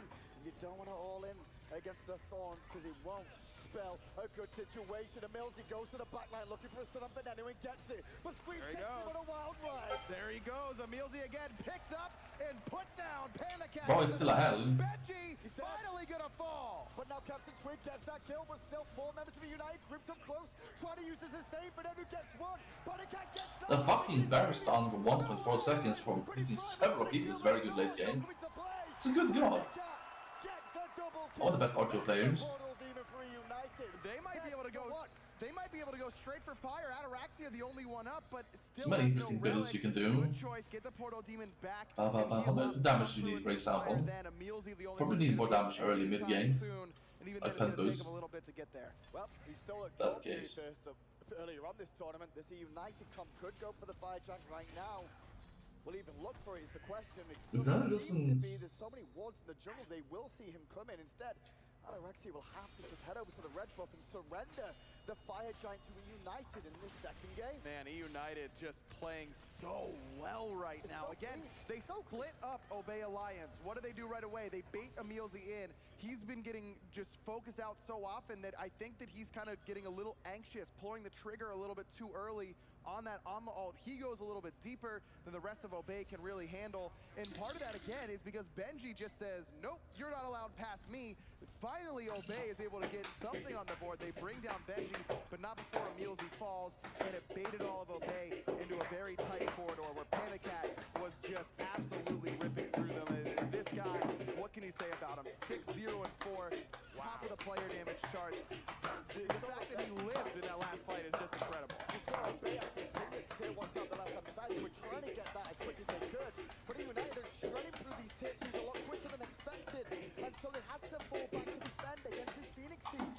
Now, Discordia, very hard to siege against. That strike very good, but Benji first one in. Just going right on top of Zalia. The Suns come down as well. Not enough to bring him down. Emilzy just get out of the fray. Phoenix is still very, very healthy. Pretty Prime did use his ult, and in goes Scream, and he's going to pick up Emilzy one more time. No ultimate from Emilzy. He does get up on the right side, though, but Pandacat wants to give chase. He bought enough time, did Emilzy, though, for Obey to reset. He will be surviving for now, but still the siege is on and his Twig in trouble. Great ricochet there from Panicat. Mid Phoenix down to about half HP. All of Obey has to back up. Pretty Prime had such a great defense last time. Might find it on a Scream. The unruly magic not quite gonna bounce to him. No, actually couldn't find the last little bit of damage needed for Scream. He'll sustain in the jungle with that Fender, but the chase is on from Obey up the mid lane. It's mainly towards Benji and Polar Bear Mike. Veneno and Pandacat are here to try and help round the corner. 3-man knock-up from Benji, and Emilzy's running for his life again. Pandacat gets the kill. The Bear is surrounded at the moment. It needs to run for his life as quick as possible. I mean, at the same time, look at where Scream is. He's just farming the left-hand side. He's just trying to heal up a little bit as well. Use that Seething Howl to get some lifesteal and possibly rejoin this fight. It looked like a great opportunity to chase that from Obey Alliance. That's as good of a fight as they're going to get. That's pretty good coffee. God damn it. But this sustain from Venenu has just been so strong. United playing around it so well. That last siege in the middle, Phoenix, Pretty Prime brings every... I'm drinking bourbon, coffee. Looks like this.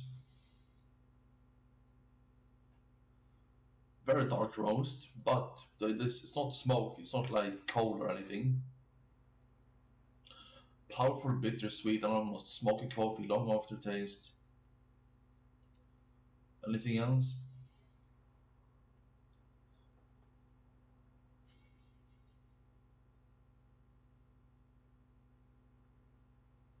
All coffee they buy special coffee, which scores 80 on an international scale.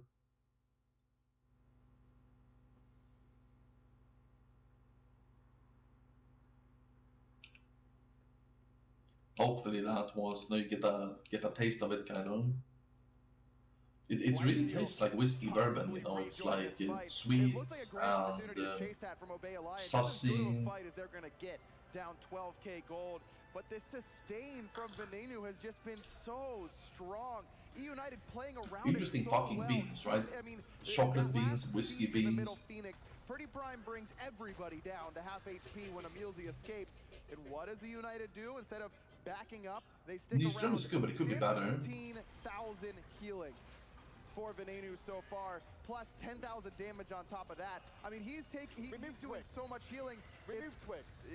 Exactly. You can just take all the damage that Cactus Twig has done so far and basically call it zero if Venenu has eliminated it. Really good work from the United Airs. Has been very, very clean indeed from this team. Obey Alliance have, I think, they've not been caught sleeping. I just don't know if they expected this sort of level out of the United team, because they've just not had an answer in either of these games so far. It's been difficult to really handle what United's thrown at them. It's the early pressure on the right-hand side, but even then, that didn't really happen in this game. That's what's so impressive about United for me during this set, is that they've beaten Obey Alliance 2 different ways so far. Game 1, just smork them out, get pressure in the solo lane, and beat them up. In this game, it's really United playing the slower pace and then just out-securing you on objectives. It's baiting you into corridors where this Ra is going to be able to be impactful, where the Hu Yi wants to fight you. Every fight that United took in the mid game was around an objective. It was either on the Gold Fury or on the Portal Demon. If Obey tried to fight you in lane, you weren't just going to take it. No way United was going to let you fight them there. I had breakfast today, actually. The determining factor on where you're fighting and on what terms is such a good way to put it into your favor. And I've eaten 1,000 calories today then. Also the tomato burns 100 calories. I don't count that, it's like bonus, you know. Got him a second kill of the game that then started to show E United we're here to play, and we're like, okay, let's go for gold, and the fights from there have all been in E United's favor from the 10-minute mark onwards. I mean, I was about to say, Vitamin D, chef. Get your dose to the ass of raw snipe. You don't play this well. No. You don't look this dominant against an Obey Alliance team without all 5 members playing this perfectly. So what needs to change for Obey? What does need to change? I mean, at the moment, they're not out of this game yet. It's a big lead, though, for United. Defense is going to be a tricky one. Obviously, they do have a Discordia, but what is it about what they're doing that's not going right for them? If I'm Obey, I think I'm trying to give Zalia Cullen in Game 3. Give Obey some pressure on that right side of the map and take it away from Benji. Look, Benji's God pool huge. You're not going to be able to ban him out and put him on a God where he won't destroy you, but at least give Zalia his best pressure God. The Guardians so far have not really worked out because Guardians are usually thought of as the better team fighters out of the solo lane. Well, when Benji's playing, I mean, he's going to be able to out team fight you on just about anything, so it hasn't worked out so far. Obey has done a good job of keeping Ataraxia either ahead or even. Ataraxia has done what he could, but Pretty Prime has not been given pressure yet in this set. Trying to get either Raijin or Kukulkan for Obey is going to be pretty big. Middle Phoenix has just respawned. However, this fire minion's still tearing down that mid lane, and that's why United have taken the fire giant and now going to group on the right. They still need to defend mid lane at the same time. Do Obey and in United. Good stun there from Scream, but not a lot of follow-up. It forces Emilzi's ult though, which means he doesn't have any CC immunity left. Guess what's going to happen? For the Ragnarok. Scream looking for the ultimate onto Emilzi again. That's been the priority target, to take away this Amaterasu whenever possible. Nice strike though from Pretty Prime. Man, got a lot of relics there on the other side. Panda Cat is already down to relics, but Pretty Prime's already gone. The sun's raining down as the Phoenix is being focused on. Left-hand side, Twitch trying to cause problems as Scream went very deep to keep them busy, but the Phoenix is still alive, and Obey are being able to hold for the time being. The middle I'm thinking about how in Sweden those voting for the racist party doing whatever he wants right now. Thought about jumping in, but decided are and get that uneducated young men. For E United, not going to take them long to knock this one down with Prime and Emilzi. Everyone has a friend that's fallen for them, the racist Democrats so far. Jumps in, finds a stun, but the focus might be towards Zalia for a second. Benji's the one that's going to try and tack this up for his team, but Panda can't get in focus, has to leap away. This could slow E United. Yo, that's what it translates to English, I promise. They're still going. Titan down to half HP. E United up 2-0 over Obey.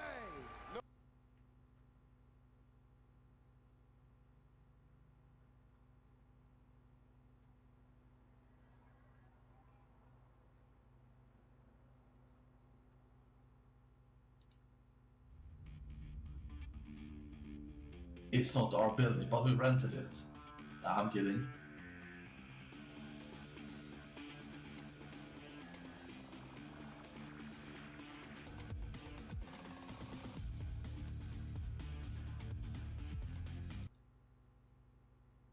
That they are going to lose pressure on that solo lane side, especially with how much pressure this is strong enough for finals. Mid lane. This is kind of the meta Jungle. right now, where if you can get pressure with your hunter and mage together, That was pretty easy, quick to understand. That gives you flexibility on where you want to invade or defend against invades. In this case, United's threat of starting their hunter in mid is enough to make rival give up some lane experience. So United already off. Yeah, you know, it's like a rabbit hole, right? They are controlling. People who go for racist parties, known as brown politically, instead of blue conservative, or they kind of like I definitely should be able to speak about history is anti-racist, right, and stuff like that. It's you go to an echo chamber on the internet, for example, very much so.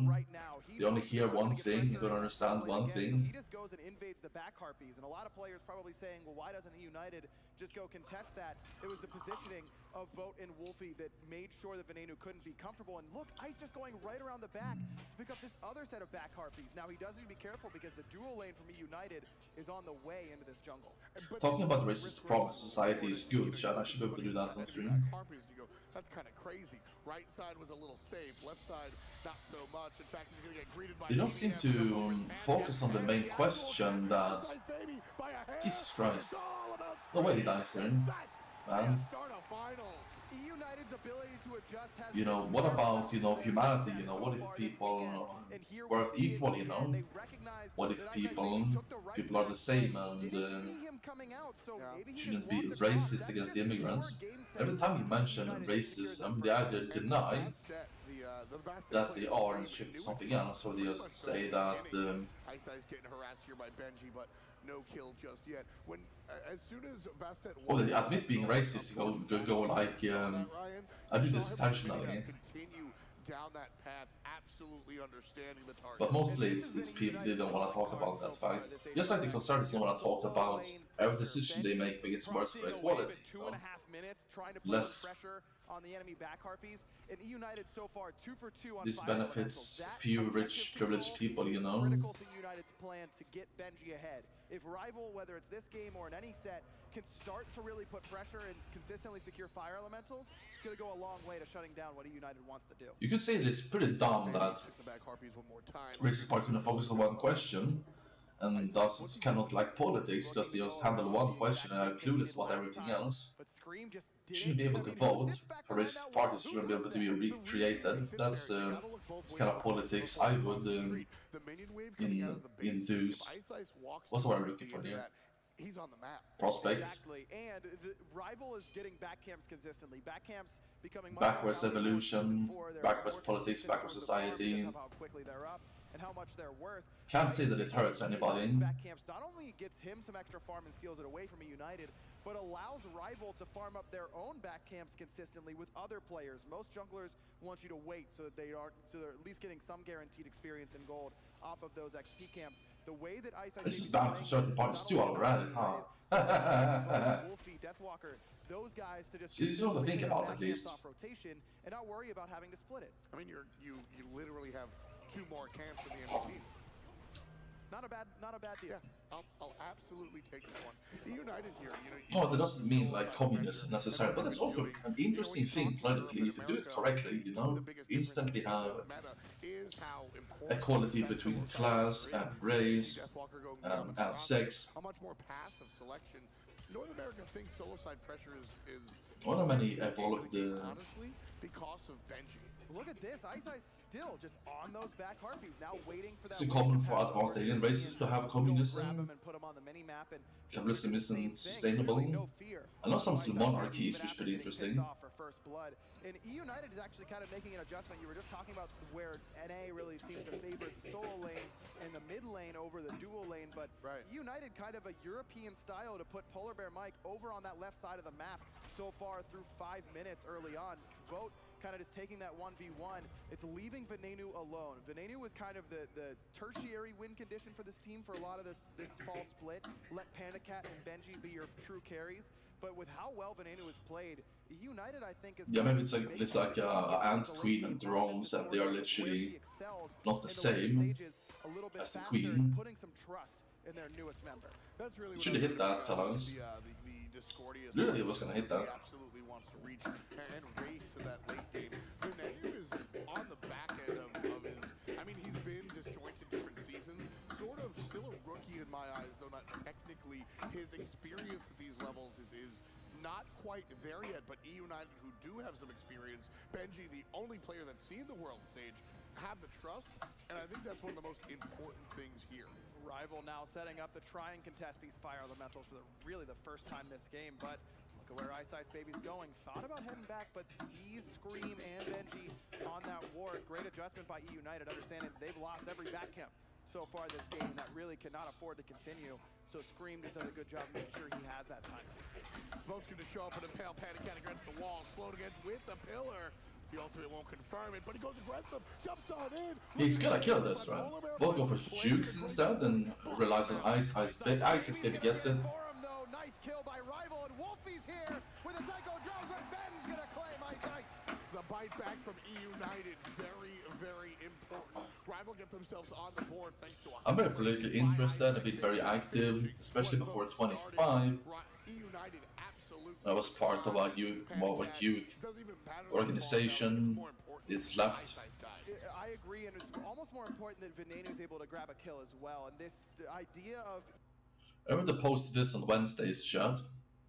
What a week, huh? Capitalist Wednesday. I grew up with those. Tintin. United to leave Venenu alone actually pays off beautifully there. I was already talking about how he's getting Damn, that's a classic. Than we're used to seeing for NA mid laners, and it's allowed him to pick up Doomorb and his boots already. He started with those cooldown boots and bought this Doomorb pretty early on without buying that big power spike item this early. Here, for example, we have Congress. Political Congress from the Social Democrats. They look... I went on 2 of these and then I was like, okay, I've done this and I don't have to do it again. I know everything is gonna happen. And I'm mostly like just talking politics to people at their booths that they set up. Here we have a picture of the inside of the Congress. Mom is here, providing some inquiries from a committee. It's probably the right word. I missed one of these as well. I think missed the date. One of these, so I remember. But I probably looked a little bit sexier. I remember wearing this to Congress, for example.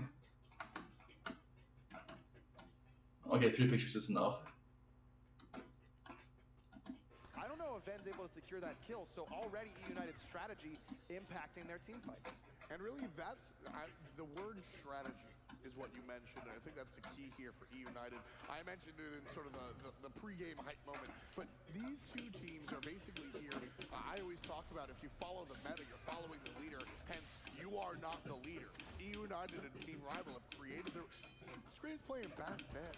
Oh, these are the two meta creators. Mom is a great Swedish social democrat. But it's already too late with that extra movement speed from the Swift Wing, from those Talaria boots. Ice Baby's not looking to do anything but move fast so far with this build. And that's all Odin really needs to do, because if you can just get in position to find the right cages to consistently bully out the enemies, you don't need a whole lot of excess power going for you. Right, and Odin gets his early game monstrosity presence from the fact that his base stats are just nasty. So when he hits you with the bird bomb or the back camps with the bird bomb, it just disappears. Does Ice do this with every character? Probably not, but it definitely excels with the Odin selection. That's why we see him going for the back camp farm time and time again, and this build, both of which hyper-specific... In society, you're privileged. You're part of an exclusive group, exclusive mindsets and, you know, ease. As long as you're not in the, in the oppressed political category, like for women or for lesbian women, when they're talking about changing things. Swiftwing also just going to make him that much tankier, and as the game gets later and later, that's where we'll see this Odin sort of transition into. At the end of the day, he's going to be the ring bot, but for right now... The priest can with the palace skin, that's it, isn't it? Stream looking to start some trouble of his own, but walks away, doesn't want to go too deep. Bro is ice cool, actually. Besides the back camps, of course. Ice, baby, ice. Too much. A little bit of pressure on this left-hand side to vote, but he's done a great job of keeping up with Panda Cat. But Panda Cat has gone for a little bit of a greedier build just now, finishing his boots. And this is where starting for Devourer's Gauntlets really pays off. Panda Cat wasn't as strong as Vote. That's why Vote was able to play so aggressive on the top. I guess it is really lagged, Chad. But now that Panda Cat has finished the builds, you just compare where Vote and Panda Cat are. They both have boots. Check. Vote hasn't even finished his Devourer's Gauntlets, and Panda Cat's already sitting at 50 stacks. The vision around this gold sphere, because of those stacks, very important. Rival makes sure to prioritize that. Wolfing goes up. He's going to help out with the ult. Collis busts his those are fucking cats, aren't they? Really didn't have to, but Scream was safe. Deathwalker has to use his ult as well. Look at all the ults on Rival. 5 diamonds, all empty. That's 5 ults used by Rival as a pure disengage tool. United, instead of going for the objective, a little surprised to see them chase out Rival. I really feel like that was a Gold Fury pull opportunity. It might have been. It might have been, as the speed buff is successfully taken, and it looks like Ice might lose his life as well. Scream being careful. He's dead, right? Why is he so careful? What? Had no cooldowns. You saw the bar there as Vote's on trouble on the left-hand side. United, instead of going for the Gold Fury, choose to pressure out both side lanes. Scream's able to seal away speed. Now he's looking at blue. Looks like with Benji's help, they might have secured that one, and Benji's taking the 1v3. And Ice is relatively low, but Benji's going to give the chase. Past the tier 1 tower. Doesn't seem to mind. Kala shows up, but again, no ultimate. So United don't get punished. United could try and pull this Portal Demon. With Panicat making this rotation, he's nearly full on those Devourer's Gauntlet stacks. Not going to be too hard to tank this up. Scream low on mana is going to have to back, but Rival's going to have to respond quickly. I don't think they have enough to contest this. And I don't think that's the biggest deal just yet. I would love to see this pull here. This is Furring. It should be named instead of Desert Fury. Gold Fury, but again, lack of Constipated, horny Desert Furring. Everything we just saw going all the way back to the Oracle fight has to do with the Hunter builds. It's really paid off so far for E United. They're up about 1,500 gold. That 3K experience lead, very critical in the early game. Outright worth more to you because they end up stacking with each other better, and the outright levels just give you more each time you grab one. I mean, taking a look at the items though, the Do More now fully stacked for Venenu. Scream's got his Sometimes being a meme is about consistency, being silly is all about consistency. Every time I 1v1 somebody ridiculously with other Document scheme, I stand still and press lock 2 times. Yeah, exactly. When you see the best, you always want to go into that winged blade. Such a classic counter item. Really, Bastet just wants to slow you down. And you know, bringing up that Bastet again, this is a very powerful counter. Should be a combination of you 1v1 people with that skin. It's just a flavor. Just like 5 seconds, last 5 seconds, and then I laugh, then I clip just next clip, 5 seconds, and I laugh. Very strong. That's where Bastet really Good got the YouTube majority of her work, and we're basically entering that Very point nice. now. As soon as you finish off that first pen item, it becomes very difficult to deal with how much burst and poke Bastet can put Also out. thought of a new hamster video. All she has is damage. I take a hamster, I shave his head, and I go like I take another hamster, and go like then I shave my own head, one stroke like this, go like and that's it, that's the end of the video. It's not wrong to shave hamster, you can do that, they grow it back, right? Just get another hamster, it's $5. It will be problems. Benji again, dancing with everybody. Double Yeah, I don't know what that text was before I looked, because of the timing. Good idea there from Rival to tread cautiously as Vote's gonna get stunned out by Panicat. Big damage coming out of E United's Hunter. That's not gonna kill. Not enough to bring down Vote. But you messed up the eggs anyway. What an idiot. Stuff right there, and that right there is why players have been talking in whispers about Uller. If you do get stuck, you might just get beat up. They've been whispering? I've been hearing yells the whole time. Yeah, everybody's yelling about Uller right now. Benji getting yelled at here. Shut up, you're pushing it. You can't shave hamsters. But Benji's just zoning so that E United can grab the first big objective of the game. They already got the Portal Demon, now they add a Gold Fury to it. Losing your Soul Laner for a Gold Fury, absolutely a worthwhile trade for the NA finalists. Benji also with that little burst of gold finishes off that Stone of Gaia. So now he's got so much HP that Rival has to try and chew through. All comes down to the solo lane pressure. Yeah. I still have some nice suits, even when I got fat. Allow them to get about 1,000 gold lead, including My sister and mom was like, yeah, you got fat now, but you know, you buy another second-hand suit. You wear that instead. I got too fat for that one as well, but I can have it on my arms and my shoulders, you know. Let me get that for the finals, and put something on my mustache as well. That takes 20 seconds. But even though Ice Baby is doing a good job of staying even, stealing those back camps doesn't really help Deathwalker. And Deathwalker's done a very good job of staying close to where Benji is. I mean, he's only down about a level right now, but just not nearly as effective. Part of that is the farm that Benji's been able to grab. Part of that is just the character selection. Cullen's a nightmare at this stage of the game, especially when he's able to go for a greedier start like that Mystical Mail. Now Benji's just doing guaranteed damage wherever he is. Doesn't matter if he's hitting anything or not. but Deathwalker is trying to make the bigger impact in the late stages of the game. Oh, the tank brought down from 100 to 25% just off of one stun. PandaCat absolutely showing why people are a little afraid. I love how aggressive PandaCat is playing because that's how PandaCat always plays. This is his first time in a World Final, and he's chasing a support down underneath their tier 2 tower. No fear. And hitting everything along the way, I might add. Also serves as a really good damage check. Sometimes you don't get the ability to poke out your opposition and feel how much your full combo is going to do to them. Now that is in the back of PandaCat's mind. That damage check usually is good for about 5 to 10 minutes. A full item or more, you can kind of calculate still how much damage you're going to do in response. That's always helpful to have as a player. You usually see that out of the mid lane mages. Ra will just ult you for seemingly no reason. That's him seeing, can I one-shot you? All right, I can't, but I know how much damage I need to be doing to you to make sure that I can handle that. Right now, PandaCat goes, well, you know, off of one stun, I can bring the support down to 25%. Imagine what I'm going to do to Veneno. Especially whenever Kalas isn't going for any more physical protection with his abilities. Working towards that Kusari tree, probably going to be a Genji's guard or an Oni Hunter guard to try and get some extra magical protection to deal with what Veneno is going to be putting out on this Discordia, who already has his Obsidian Shard done. That damage is starting to really escalate. And this late game composition from E United is really, really potent. They're fine. No, I never got too fat for this one. It was just supposed to. Was just never supposed to. Now, keep in mind, their rival loves to play these early dot game competitions the and then just kind of sit on their buttons hands together, and whatever it's called. And when the time comes, so even though E United should be favored on paper, that doesn't mean that rival's going to be Knit the buttons together. 35 minutes. We saw that yesterday. Connect. We won a game against the late game composition energy. We're talking Chronos and gods like that versus Isis and Anher. And Team Rival still wound up winning in the 45-minute matches. So really it just comes down to, you know, how well they're going to be battling it out. But Vote by himself here, stunned, jumped away. The ultimate's not going to help him here.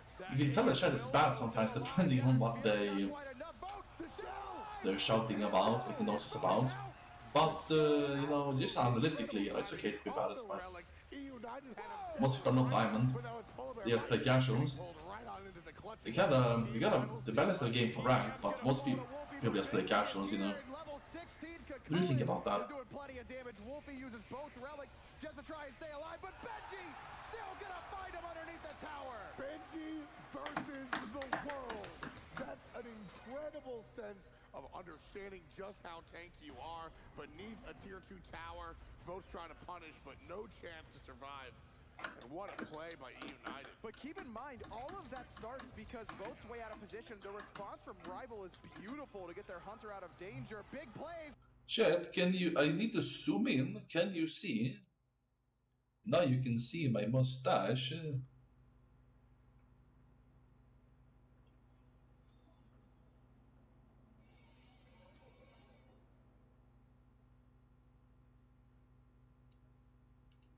Out of Veneno to mid lane. And two kills for E United.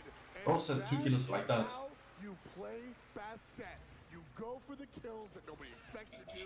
You're in and out, and you make the pounce. Veneno still trying to secure this. Ice Baby goes for it, but doesn't quite get the Portal Demon. No jump, but again, that movement speed, he's basically... I love suits, but it's crazy buying a suit for like 300 euros, man. That's pretty privileged, you know? All credit really goes to Veneno. That Discordia, and that's where the threat of playing against a I have 3 second-hand really suits.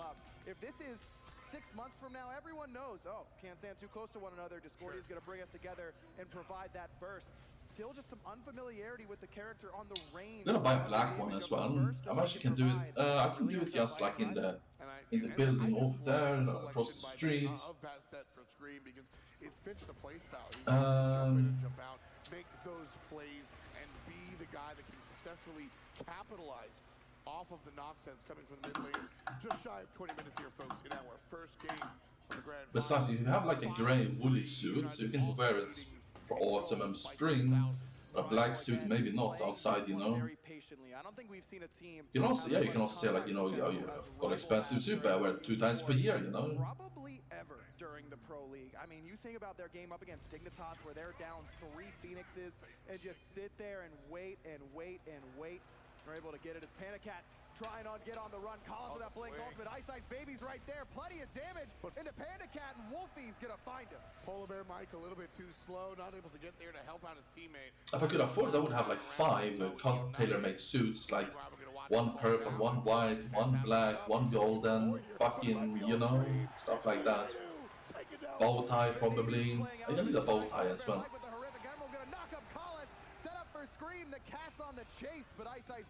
Sometimes you could probably be a nerd, you know, especially when you're doing something nerd at the moment. United's played that so well around objectives throughout this HRX. Wolfie falls there. Venenu starts charging the golden apple and is just staring at where Wolfie's going to jump. Way before he ever ends up getting there. This mid laner for United is in the zone right now. And I just can't I can't understand it. I can't. This is something interesting. This guy had. One of the things you can do to increase your IQ. That's getting a lot smarter, right? That's not just getting like knowledge smarter. It's reading books, specifically language. Does something. I feel like I get smarter for reading scientific magazines as well. But for shorter times, you need to read mostly language pockets. Anyway, and all from stupid with mod generations, we just, I don't know, like your mom and your dad with 100 IQ. Oh, so I didn't mean that to be offensive or anything. But what about mine, you know? You're a little bit smarter anyway. But they spend their life not playing video games, but reading books. They seem to get about 6 IQ points smarter, I think. The support mid, you know, just try and set up for Scream, set up for Benji, set up for Panda Cat. Everyone on United can try and carry. Yeah, let me göra that. Put the ög in the gög.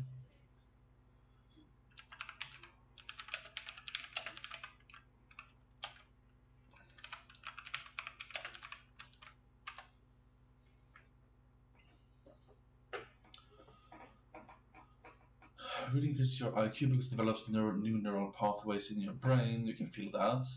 You feel the same thing, which means you'll have everything more clearly and cleverly when it comes to intelligence.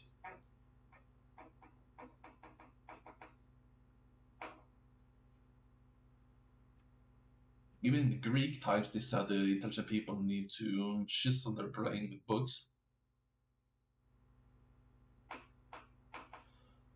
I like reading 50 minutes. 55 minutes every 2 days. That just seems, because reading every day can make me a little bit exhausted and uncomfortable. Reading a whole hour is a little bit uncomfortable. Just like running for too long. Running for 70 minutes might be too much, 55 minutes is completely fine. You do it often. That makes sense to me. You know, like you said, just charged up the ultimate and smacked him down. You know, I'm reading Game of Thrones right now, and that book over there, Circus Pylon. I think that's why they find themselves on top of their regions and on top of their game. Ice Ice Baby here with Deathwalker trying to defend their tier 1 tower in the Soul Lane. Have done so successfully thus I'm listening to Lord of the Rings. Kind of lurking, willing to push down this tower in the mid lane. Yeah, again, Bastet, not quite the same split push character that she has been in yesteryear, but still has the ability to bring out some of that nonsense. Right side, 5-man grouping, Collins flings forward, but it's all about Benji on the back line. The rest of the team paying attention. Benji, 25% HP. Ice Ice trying to cut that down. Stuck in the ring.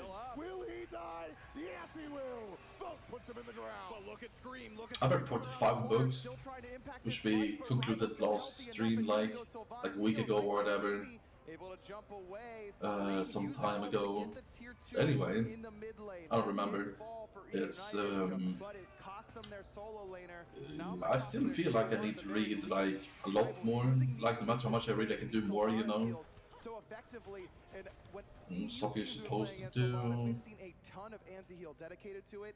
Venenu going for Rod up to Hootie instead of a Divine Ruin in that slot could end up really hurting United here. We'll see. We'll see. I actually think the more power will be effective. One of the scary things here for Team Rival though, is that looked positive, but sometimes I read 3 hours every day, and I'm like, just no, I can do more. You know? 5 players for 1 kill that almost didn't happen. It took 5 players with 5 ults to kill.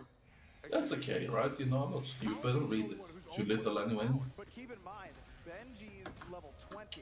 Pretty early I concluded that fantasy is really what works for me. And medical literature, scientific magazine, psychology as well. Sure. I mean, votes level 18. He doesn't have that much far to go. We have 145 IQ. Reading is incredible. You cannot eat things very thoroughly. He's still not dead. Like, that's got to be. Team Rival get out of that one and take the tower and go, all right, guys, nice, but think. See, I think E United comes out of that fight saying, okay, we Winning fantasy is also easier, kind of. the ability to do whatever. I have Asperger's, right? And when using a special interest, you function normally. And when I read fantasy, I function normally. Pretty much says the way to explain it, you know? We need to get some more dedicated anti-heal. We need to play around that sustain a little bit better. But Rival might get caught sleeping here. This Gold Fury is going to get bursted before anyone can even get close. No vision at all. United Winning can have be auxiliary or have resistance. Forward 9K right now. 13 wards placed by Benenu. That's part of the reason why he's I'm not afraid to say that. But the interesting thing when I read fantasy, there doesn't seem to be any. Yet he's gotten so much solo farm and being 2-0 and 2, the multiple Gold Furies, 3 now in total for E United. It's because those wards placed that it helps out the rest. Eat it up like it's a special kind of interest. Yeah, I don't know how to explain this anymore or otherwise. Yeah, I mean, most of these items are between 2,000 and 2,500. He's blown 600-700-ish on vision, right? So when you break down that math, you go, wow, that's like half. Yeah, if it's uncomfortable, like you're looking into the sun a little bit or reading otherwise, you know. You could argue Maybe this is similar for other people. They were able to chase down the invades. They were able to deny the buff invades, right? That vision has really kept United on their toes. I would really medical literature. Yeah, that's also true. I just eat that stuff up. So one time I read a boring medical literature book called Brain Strong, like Janst. That was just about the benefits of exercise to the brain. It's pretty helpful, but it was just the same thing over and over again and poorly, not in a very interesting way.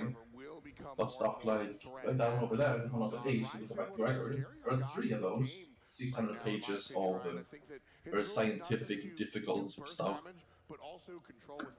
Turns out that Fabric Left Go back to 23 on a high starch, low protein, vegan protein diet is associated with a lot of weight loss. That he's been top pick, top ban, basically the entire tournament.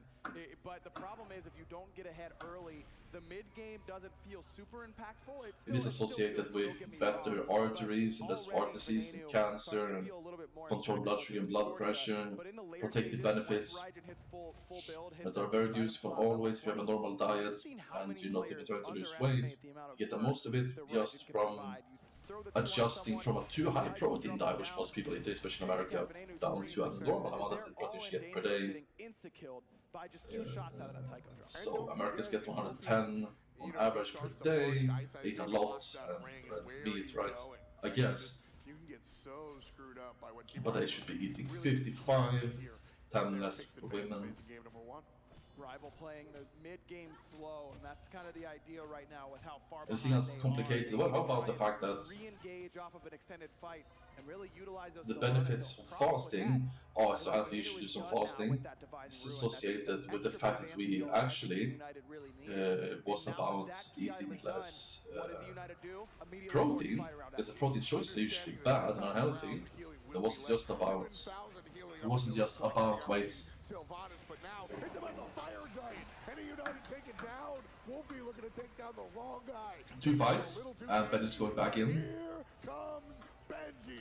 The jump-ins after him. Venedu's gonna get the first kill for E United, and Rival is on the run. E United secure the gold to the fire giant, and man, was that close. That is a toss-up on who's gonna get that, but again, that's trust in your squad. A lot of teams probably drop that FG, and the correct play, putting in air quotes, is probably to drop that FG. But E United, it wasn't just about avoiding protein, it was about avoiding one amino acid, methiamine. 120 specifically. Go for the steal. Ice will sit down, but he absolutely did the right thing. I want to see Rival go for that. Bro got deleted. You need to have some reaction times, man. he just tagged that, and then he died. Does the right side Phoenix. Really out of nowhere.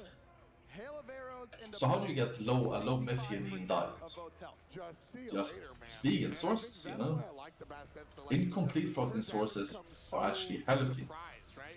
Out Very of nowhere, interesting. and Especially if you don't Battle exercise very much or need so really much helps extra things out. protein. Mid lane finishes the fight. Ice drops the ring. Very, very, very big benefits. Scream chases, gets the double digits for E United. Mid Phoenix gone as well. E United dominant so far in this game. I mean, Rival just hasn't seemed to have an answer for Panda Cat on that left side of the map. Benji's been a monster as well. Deathwalker just has not been present so far for Rival, and a lot of that, even for me, goes back into their semifinal match. I really didn't feel like Deathwalker was making as much of an impact as he was. But just because advanced doesn't mean I can't do throughout the season do for anything. this team, and for me, I really think that's what Rival's really- lacking. They need that big frontline, beefy, gonna kill you and take out someone else at the same time sort of presence that, frankly, E United has right now with Benji. And I'm sure this worked in scrims. I'm sure it's fine. Amaterasu is a great god. I'm done with it. Yeah, maybe you don't understand what it means completely if you think that. The guy that needs him. I say it all the time, and here we get a little riled up here, right? Like, when you are good at something, feed the hot hand. Yeah, just talking about whatever. I remember Right? when I was 16 and they was talking about the fucking, for the first time, you know, what really separates autism and Asperger's and from each other. Amaterasu doesn't give him the same presence. It's problems with their social difficulties and change difficulties, and if you're autistic, instead of Asperger's, you also have problems with language, kind of monotone, different language. Start to speak. Can I gotta force something out? You know, that kind of sucks, right? You know, try and get your star player ahead. Does not afflict intelligence, affect, whatever. Even now, and he still doesn't have the impact. I think it is the pick, right, guy? I think if we see him show up with another character, you pick the character. Amaterasu just isn't doing it for me. Regardless if it's the pick or the strategy around it, Rival just need their best player to step up. We can absolutely agree on that, because right now, we are 31 minutes in. E United are doubling the kill count. They're up almost 20,000 gold. This game is basically over. I was like exhausted or too stressed running out of magnesium. Not kidding about magnesium. If he just fucking takes if he doesn't jump away from the Bastet there, we're getting to him. It's just maybe he's a highly sensitive person or just human. Bro, cage goes over a zoning cage. On the back end, here's a little bit of help from the shell, but Benji doesn't care. Takes them all the way to the Fountain Boy, get another kill. That will be the game. E United looking like they're about to take game one up against a rival. United has yet to drop a game so far. That's what 4 in a row? 5 in a row? Let's talk about whatever, if you don't mind. I do have a very social person, very extroverted, very outgoing. I really enjoy spending time with people and talking and discussing things is interesting enough for long periods of times. Social stamina for hours. That's a great start for NA, but they need to be ready for what Rival's going to adjust with, because Rival will adjust. I loved it. The crowd loved it. Kelly, how about you? I don't really encounter a time where I have social difficulties, you know. I make it work, you could say. I mean, they just seemed so just like putting enough stream through a smaller channel, but still get all the water you need, you know. It's just the calling. All the pressure you probably notice on the stream that there's no problem, like, but yeah, I mean, just talking about whatever, you know, don't let me do that. It's Benji. You're giving him a god that he loves so much. He had top player damage, the most. You can read Asperger's page on Wikipedia, maybe. He didn't have the best score line necessarily on the board. Useful for your entire life, right? He brings to the table for his team is too much to handle. It took 5 people to kill him at the 22.5-minute mark, and if Scream was there for United, that would have went heavily in their favor. Yeah, Rival was making good plays there, but like you just said, 5 men were going on 1 player, and then they were turning it around on them. United was punishing them for each one of those plays there. And that was just the problem with Reunited's composition. They had enough mobility and escape on the gods that matter, the gods that Rival would normally look Well, on. yeah, like And family the knows that. competition just couldn't afford to. Friends notice that I'm very social and like talkative and interested. That's another word. He used to damage. I want to see Deathwalker start running at people with no fear. Give him the Osiris. Wolfie's still on the Raijin. Vote gets his chance to show off the Ullr. Do you think you're gonna go 3-0, Chad? That's what I was saying, dude. Last game I was talking about the Amaterasu. 5 games? Nah. But now I'm sitting here. I was like, kinda. Okay, but now you're like, Yes. yes, because the Osiris is going to do exactly what DW has been doing all season long. And now keep in mind that they did give Panda Cat his best god, scream one of his signatures, and oh yeah, Benji got Cucullin for some reason, so there is some worry there. As The Deathwalker Cucullin is questionable, I think. brings some of the minions with him, and Scream gonna jump in right on top of Ice Ice Baby, but has that Storm Cutter to get away. It didn't kill them, no, it didn't. Is what has Team Rival fans, I think, questioning things. I don't mind the Venenu on the Morgan. I think that's sort of a necessary evil you have to deal with. Whereas with Benji, I don't know if you can deal with it. That's a kill. Ah, that's not brutalized though, does he? Away. Archers didn't quite follow him, but Rival's jungler very low on health already. Polar Bear Mike actually starts in the mid lane that time around. He tried to do the same thing that he pulled Especially intuitive introverts, but most people have a certain intensity in their inner world and inside that they don't always, you know, lose its power once you start speaking or engaging with the exterior world. How about that theory to like broaden your senses? That's what's so good about this strategy. It doesn't give up a whole lot. Now it did mean that they triple split that mid wave, so that does set Panda Cat a bit The behind. function introverted intuition can be incredibly intense, combined with Venenu should be able to catch up in XP just because he's soloing the waves. Sticking with that conversation about the supports right now. Aggression in United's jungle. Ice Ice looking to steal, instead walks away. Wolfie's here. Sometimes some things are intense on the inside. Is going to be safe, and he will be. Speed buff. Extroverts have an easier time translating something into the same intensity. Extroverts need for them to think or feel and analyze and develop. For them to have their introverted function, do the analysis afterwards, they need to engage with the exterior world. Just like a scientist gets their ideas from the outside, you know?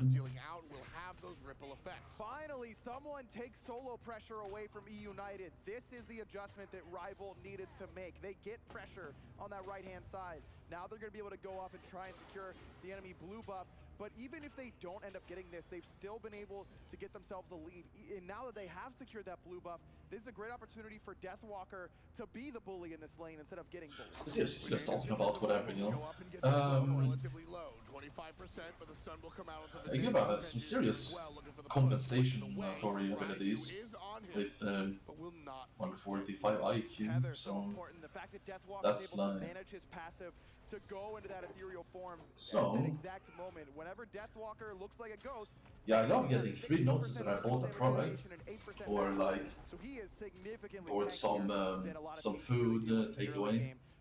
Tell me 3 times, you know, confirming. With the best passive management, it's what makes Osiris really, really good. Is how well you can manage. So what I'm pretty bad at is trying to have a spirited, colorful conversation with somebody.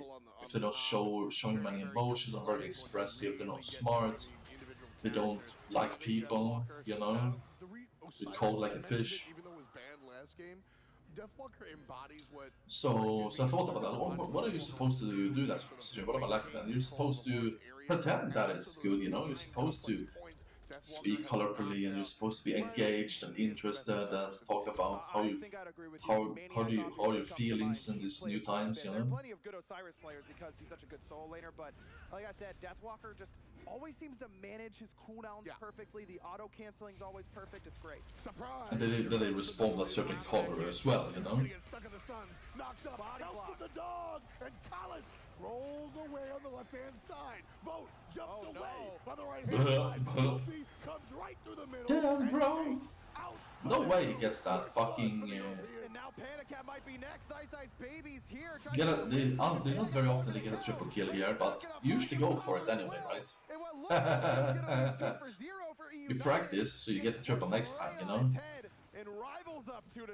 How on earth did Rival last long enough for Wolfie to make that rotation? Well, it's just that Venenu thought that Kalas was dead to Yeah, rights, and I think the rest of you got United Beret. trying to handle two over on the solo side, but he's level 6, and Scream has the ult and has to use the purification beads to get away from that tether stun from Deathwalker.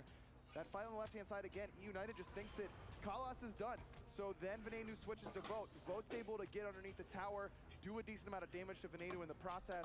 Kalas, it's just a split from Rival there. Instead of running the same way, Kalas says, try and get away, Vote. I'm going to go towards T1, you go towards T2. So the most social people aren't really all the time. It's kind of like and then they it is something that lays hard to trigger deep beneath. It's usually after going 3 ways in some social direction they actually kind of can summon how they are the most social and caring. Has earned a living off of capitalizing off of the mistakes of others, but it's not just waiting for somebody to kind of suck and make up for it. Team Rival forces you to make a decision, and every time you are forced to make a decision, there's a chance you can make the wrong one. Exactly. Rival, I mean, I said it on Twitter. I think that they got here by punishing mistakes, and for my money, they do it better than anyone. It used to be Energy. Rival's kind of taken that crown for me to punish mistakes. I need some more coffee so I can speak faster. From being 3 I'm kidding. down. It's why they come back from being 8K down. And they put you in the position to make that mistake. Exactly, but this is Rival being a little bit more aggressive, and you can still keep that identity. You can punish mistakes when you're in the lead. You don't exclusively have to be behind. It's exactly what happened. I mean, the split forces the United to make a choice.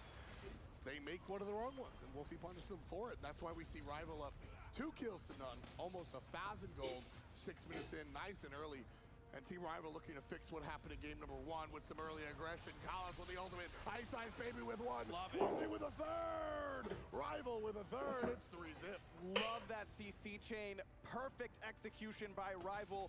And what does it all come back to? It's Deathwalker playing aggressive on the right-hand side that forced those beads that got Scream killed right there.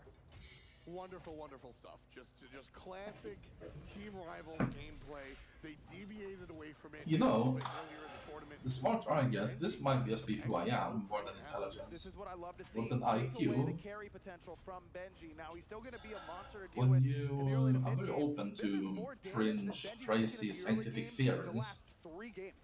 I believe it. Like there's foods that can produce symptoms of autism, for example. In the early game against Look here. Obey, against Rival in this set. This is the first time that he's the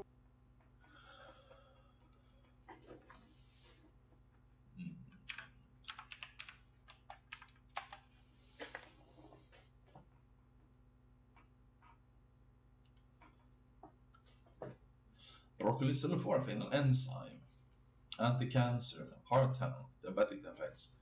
And here we have definitely treats symptoms of autism, very considerably very good for schools. Everybody has problems and they're not behaving potential to recover to reduce mental recall after brain injury or dementia or just may improve constipation. Holy shit, anyway. So I had to try this, and it works. 50% autism is gone. The bad stuff, not the good stuff. I tell this to everybody, my friends. I get some other people to try it. But what you want is broccoli powder or broccoli spout, like seed powder, which is 10 times more rich. Wears off in a month.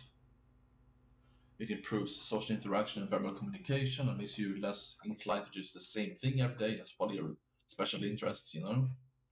Love to see. Take away the carry potential from Benji. Now he's still going to so it kind of feels like hibernation otherwise. This is more you just go go for the same things, and it's interesting enough and it's good enough and it's nurturing, stimulating. against Obey, against Rival in this But I'll be set. This is the taking... first time that he's the one. Yeah, I have it in my underneath the tower. kitchen. And sometimes when you play the same way 3, 4, 5 games in a row, when you've had your way with the enemy team over and over and over again, it takes an adjustment period to get ready to, okay, maybe I'm not a level and a half up. Maybe I don't have a big item lead and I can kind of position aggressively in this sense. Maybe Benji's going to have some trouble adjusting. There it is, broccoli. No, I don't think that's the case because Benji is one of the best players in the world. There's some other healthy stuff here. You at least give him that opportunity to make a mistake. Exactly. And there's the coffee. So basically, where both decisions are bad. I've been kind of off that for 2 weeks now, I think, but But one thing that I've noticed makes you kind of explore, interested in living life. It's kind to do the same things. It's pretty interesting. This time, he's hanging out on the right-hand side and playing for Deathwalker specifically. And it's worked out thus far. Deathwalker off to a pretty good start right there alongside. I speak inexhaustively when I eat that stuff, and it's not exhausting when things keep changing socially and people keep bringing up new subjects all the time. But now that they kind of dual lane with the junglers, they're a little bit closer to the bottom. Wolfie all the way up top. He's done a great job farming so far. He's up 1,000 gold over Venenu right now. Here comes help from the doggo, putting him underneath the tower. That's trouble. And look at Deathwalker going aggressive north. Gonna be trouble though because the rest of E United is here. Venenu's gonna find him and put E United on the board with an easy stun. That's the great response that E United needed. That's what Rival needed last game, was when Benji got ahead, or even with Deathwalker, have someone come over and bring him down. You know what I mean? But this time E United respond. Now they're playing aggressive again. And there's the blink on in. Wolfie easily gets one. Ice Ice clears up the second. E United might have responded, but then Rival on a second time. But Aggro, here's a third response. Another response to the response. Venenu gonna transform into Huyi to drop a second set of Suns. Vote the only one local. It's gonna be enough though. There was force E United off of it. There was seemingly no damage. They're just not enough in the early game. I mean, look at what Pandacat has. He's got Ninja Tabai and Spike's Gauntlet. Spike's Gauntlet only gives you a little bit of lifesteal. No power added. That's with a quick theory making. Being intelligent can make you very social, well, every time. Maybe different when you're introverted, but it's something, it's not about acting from a feeling of feelings, motivating things to the inside. It's more like engaging with something that happens. And puts both the soul laner and the jungler extroverted world. For Kalas to come in and be that aggressor with that Blink Cataclysm. Wolfie off to a phenomenal start, 3-0 and 2. He's been a part of every single kill for Rival so far. We spent so much of game 1 talking up Venenu and how important he's been to E United's rise to success. How about Wolfie? The dude's an absolute star in the mid lane. I mean, one of the things that I love about Wolfie is that you're a star. God pool, right? Meta be damned. He's bringing out the Isis. He's bringing out the Poseidon. I say it all the time. And you guys know that I like that unique play. But at the same time, I also respect just playing what's good. And Wolfie can do both, which is really, really important. Flexible mid laner. I mean, he spent a lot of his early career playing a ton of Hunters in the mid lane, then came over and, you know, a little bit of Vulcan here, a little bit of Ra there. Ra became his kind of de facto... People like having conflicting, in a positive way, personality traits because it's stimulating, interesting. Yes, to stimulate the intellect, you know. And that's what's fun to me is that, like, you have characters that come to mind when you think of specific players. Like a mystical, but comes to mind, the one motivated instead of just armchair theoretical. He already burned it on the wave, but Panda playing aggressive, that's a good sign. It's a sentence you've said a couple times during his pro league career, to be sure. Speaks about spawns for E United and Rival. Well, that's a little bit coffee text coming your way. It's a little bit nicer.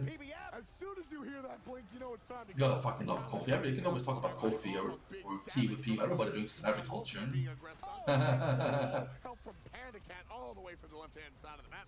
Drops the Suns. But I feel like I don't get enough from Twitch talking about coffee or tea. You usually say stuff like latest, best coffee, the best coffee in the world, or the delicacy stuff, but people have never fucking tried this, you know, so it's kind of a one-way conversation, and I stop talking about it, you know. People say they love coffee, but just drink the regular stuff. They can't stop just to drink on That's the play. Kalla's just understanding, okay, I'm just going to stay. It's not that expensive, you know. It costs, the stuff I drink costs 20% more sometimes, just, you know. You just gotta, you don't know, you gotta try it. Anyway, let me finish. This is what you think. We don't drink the, people haven't tried the best, the good stuff. Unless you come to my apartment and I give it to you. Give you a drink. The dog's gonna pick him up. Oh, I need a drink. You picking up on this time, he's smartest, right? He's gonna fight into this. Benji is fearless. Ice Baby though gonna He's dead though. and finish off what Deathwalker started. Back and forth in each lane it feels like, but again it's Rival who ends up. I have a, for example, I had a coffee addict, caffeine addict, for a whole life come to my apartment, my aunt, and try some of this aroma gold coffee and then select a hard and see I blew her socks off. This is really good! But still on top in the overall goal, in the overall experience. And that's what being aggressive can really lend you to. I mean, you have opportunities to make it.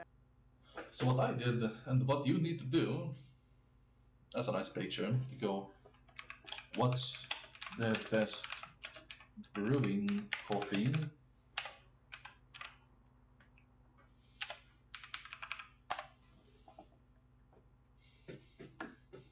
There's no better single best coffee in the world. You're absolutely wrong, AI. You don't drink coffee.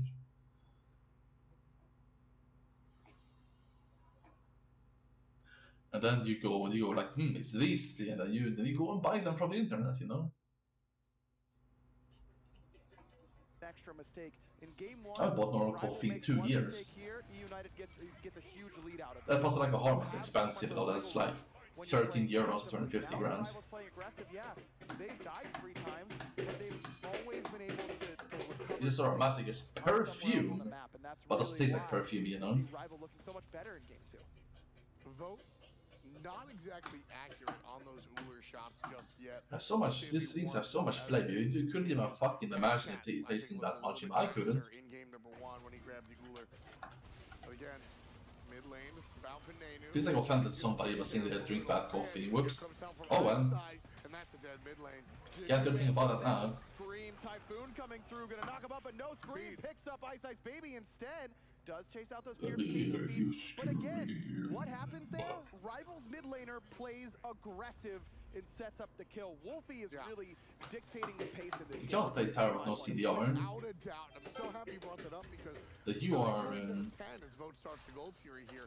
It's the jungler's job to set the pace of the game, but this Geb is kind of bad with CDR too. EBM should know this is happening. There's a ward there inside the Gold Fury pit, but he just knows he can't get anywhere close. Vote gonna be able to solo down this Gold Fury, and even though PBM knows this is happening, Kalas is just standing there saying, nope, you can't go in. Do it. Yeah, I don't know that this asset interesting enough. Ultimate not available. So he'll better of ganking the Osiris 2 levels as senior. Interesting the Scream's leveling the Brutalize instead of the Unchain. I mean, most defender junglers seem to really prefer to level that one and get the big burst damage on the jump in. Scream really relying on the channel Brutalize. Even putting a second point to Seething Howl, which is an adjustment that I did think we might see on Fenrir after the recent changes. Seething Howl no longer consuming those passive runes. This isn't too hot actually, wearing this. But Scream not only valuing that over, just about everything else. It's the besides, I'm completely numb to the suit, really you know. Scream, if he wants to do damage at this point in the game, it feels needs to be able pliant to and comfortable. Of that Brutalize, which isn't always reliable to do. Fair, but if you look at the Team Rival's composition, the only one that has a stun on demand. That second comp was better than the first one, thanks to my completely eclectic coffee brewer. Gonna get a new one. Only here putting 10 cups against 6. So that's kind of bad, you know. It's stuck in the filter. I don't know. I just think that even Kalas is. It's a thirsty coffee brewer. That damage and maybe save a low health. Did I say something like that already? I think that's scary because Kalas has been. Kalas has that playstyle where he always knows where his teammates are. His Kepri play, I doubt that we'll see it, just not the meta for it, but his Kepri play is really what impressed me once upon a time, because he can be the initiator and then still turn around and find his carry getting flanked. Having that sort of eyes everywhere approach to the game is what allows him to play this game so well. The Hunter is going for two different styles of builds. Vote going for the Ichabal, while Pandacat electing for the Aussie. Now, Aussie, both these items are actually pretty similar. Both are attack speed focused, but a little bit of different secondary focuses. Aussie focuses on the life steal component. Also gives you a little bit of penetration, actually the same amount as that Ichabal, that 10 pen. But Aussie gives you that life steal and then the passive that whenever you get low, you can life steal even more. Ichabal more about the boxing trade. I'm not familiar enough with these two builds to say which one's going to outtrade the other. Usually Ichabal is like, as soon as you get this, you know outtrade that the enemy. But when Pandacat's just drinking coffee and tea, with that Ichabal, as long as you don't have any milk, you can have oat milk instead or something like that. As well, and I think that seals the deal. And you don't have too dark roast, but it's black or green team. It's very good against autophagy, it's very helpful, it's enough to be an anti-aging, prolong your life habit thing. United's enemy hunter is losing protections, losing Oh, power, and might as well say that it can extend life by 1 to 2 years. Wow. That portal demon goes down By instantly. being good against all costs of a gap by 13%.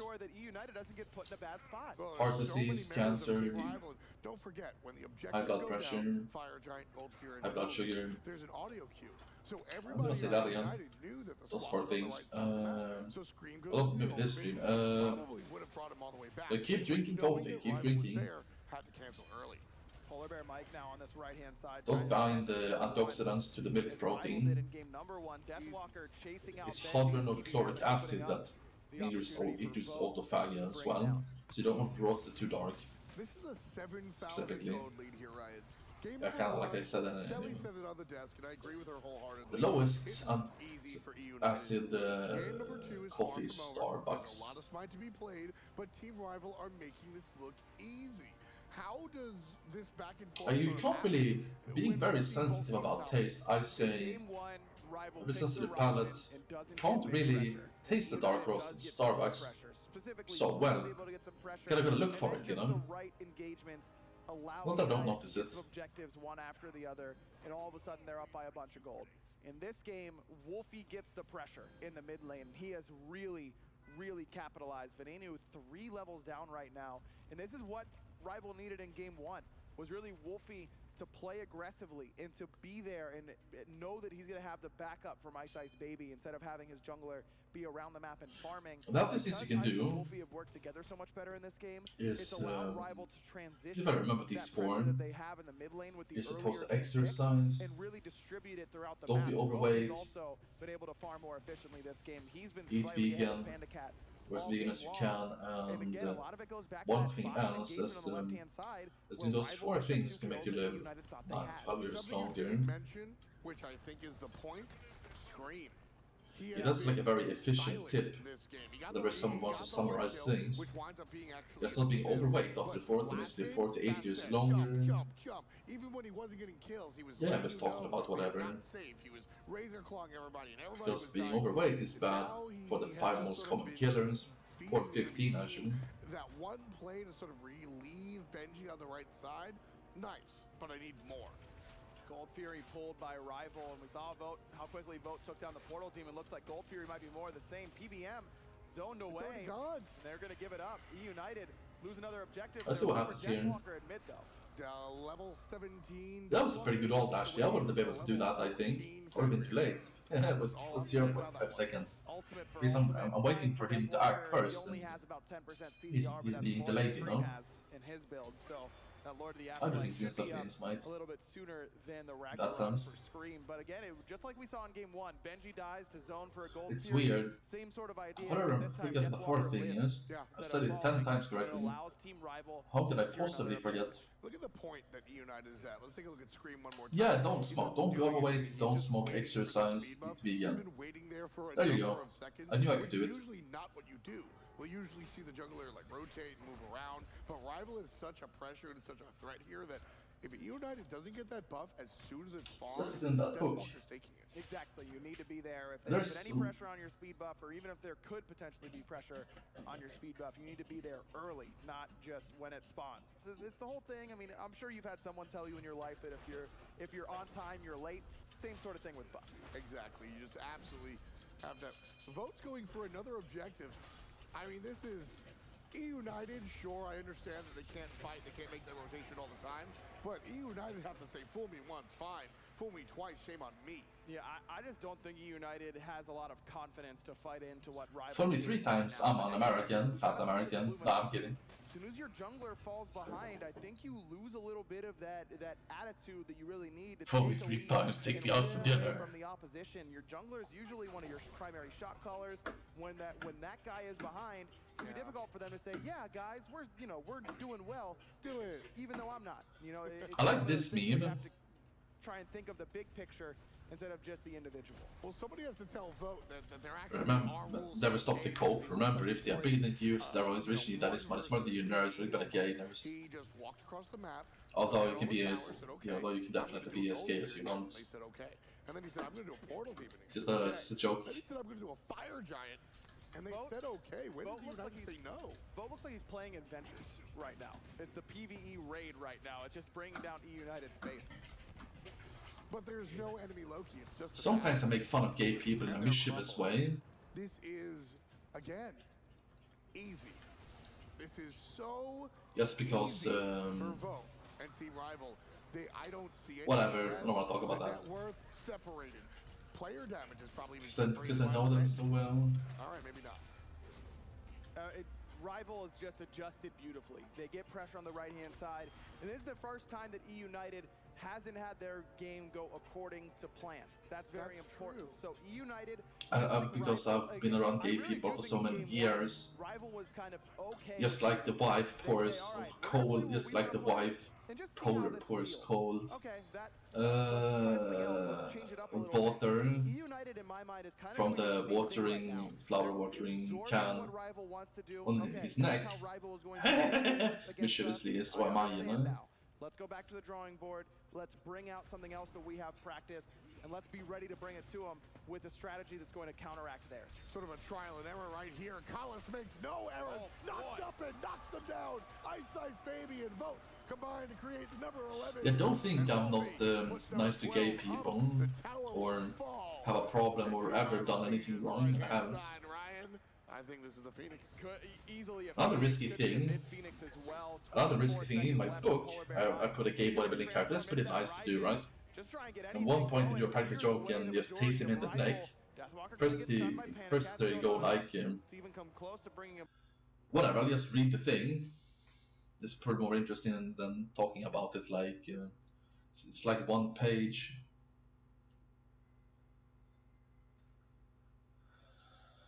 No, I didn't do anything wrong, chat. Just give it up, you know. I'm perfectly tolerant towards everybody, should be.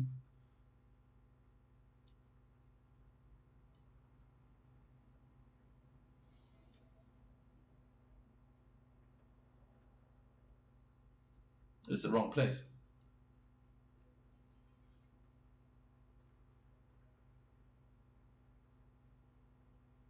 The school talking about a gay bodybuilding monster and the hair was always an intuitive art. He looked like a bodybuilder with his large shoulders, symmetrical and aesthetic, thick sausage nose, ginger hair, blue eyes, perfect chiseled face, black stubble. He's like handsome Squidward. In somebody who just tried shorts, he fit really well. Did use 2 steroids, James Curtis. What are steroids? It's in a light and mysterious voice, like I love the silk. I like your muscles, wow, you're bigger than me. But you like the aesthetics of a muscle man, sorry, I'm a boy. Can I have a handshake and just a hug?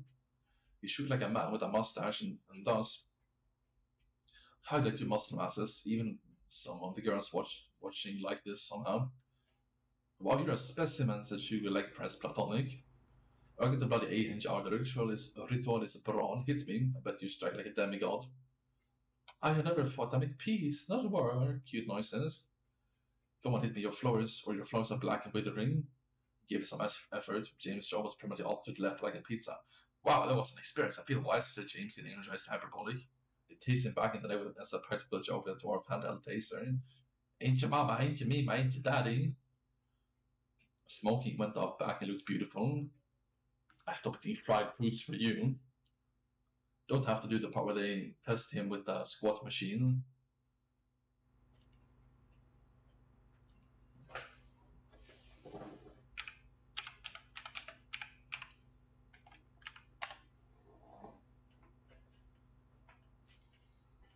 Ain't your mama, ain't your mima, ain't your daddy. Fuck this bitch. Ain't your mama, ain't your mima, ain't your daddy. Fuck this bitch. It's so good. And Team Rival sieges the It's Ryan.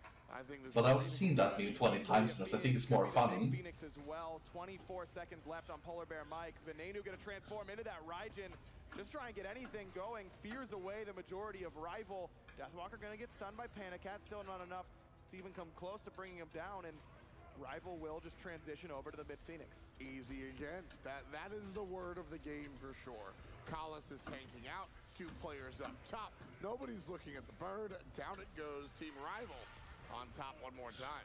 Tier 2 tower should be the next focus for Rival. Could pick up that wave if they wanted to. Could even decide to back. Spend some of the gold in hand. Everyone on Rival has over 1,000. With this extra 300 for each player, it's going to be even easier to finish off their build. Should be getting pretty close anyways. I mean, they've had so much pressure all around the map. They've been able to take so many objectives that everyone nearing that point anyways.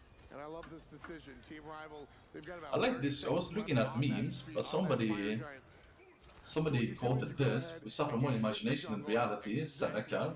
It's completely true today.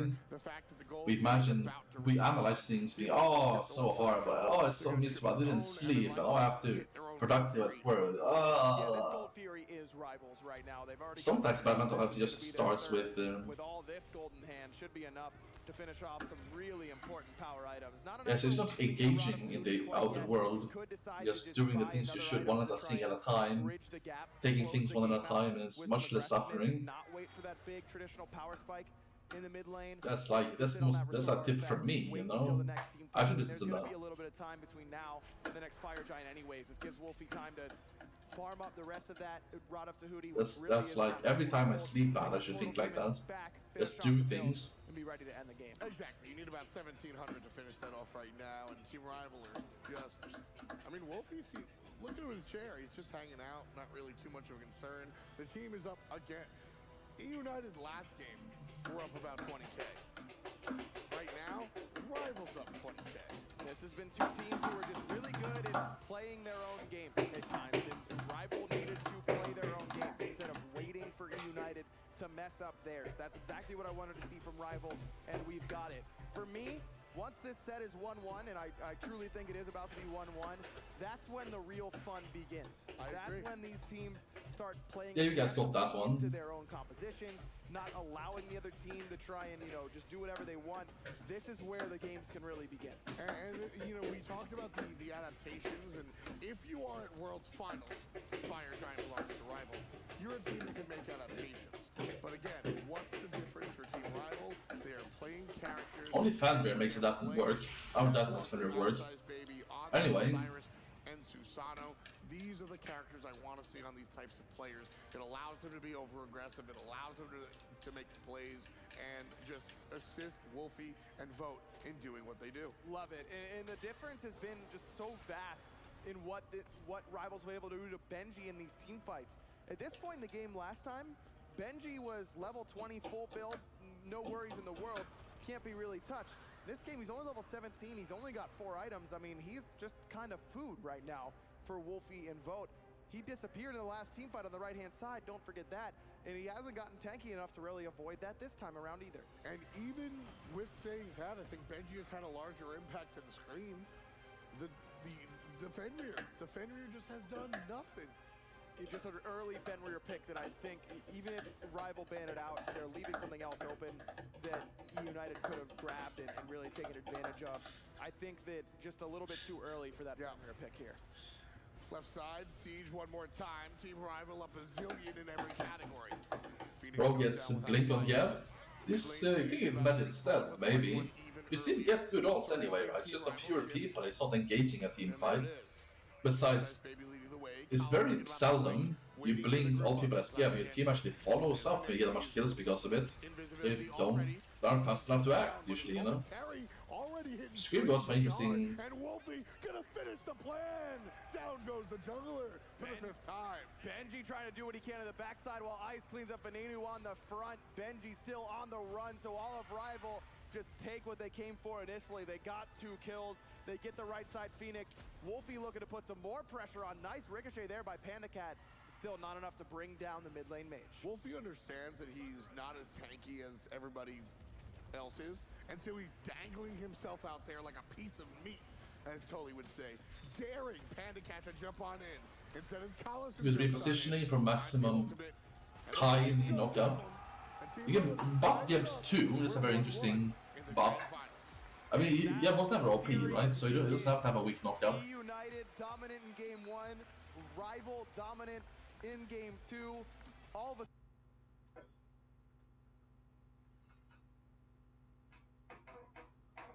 We can take a little break and look at some more interesting pictures, you know. God, I love this fucking face. I'm pulling from my mobile pictures through. See this? This is Google Drive, Google Photos, and stuff. I just click on a button on your mobile, säkerhetskopiera, security copy, and then they are stored here.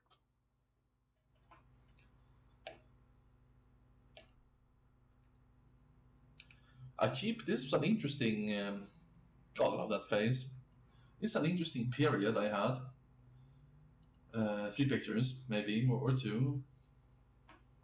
So you see the bird there? I took other photos of the birds in my kitchen. As long as I had the fucking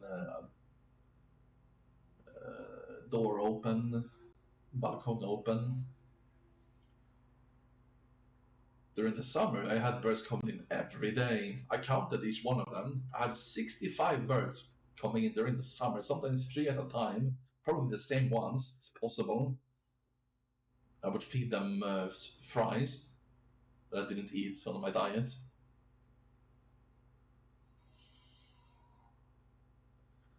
I remember those stream chat and was like, oh, there's a bird in my kitchen, you know?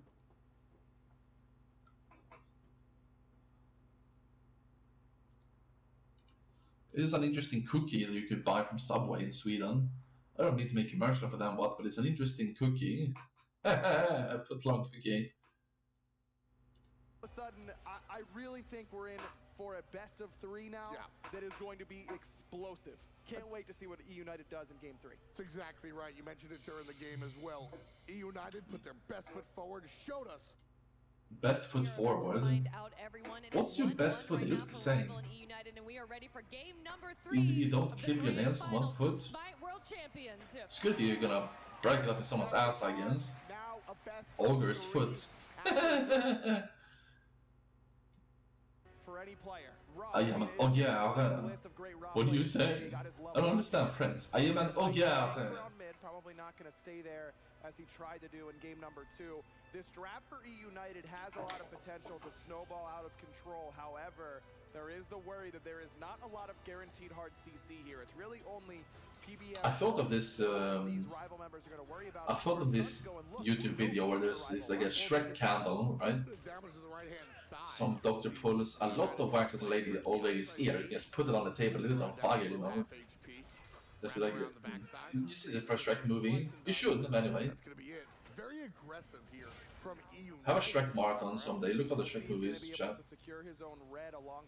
And a good comment I would have put on that is, what did you say? Anyways, that's despite the fact that you have the AMC and Raijin in the mid lane so dominant at that level 1 push.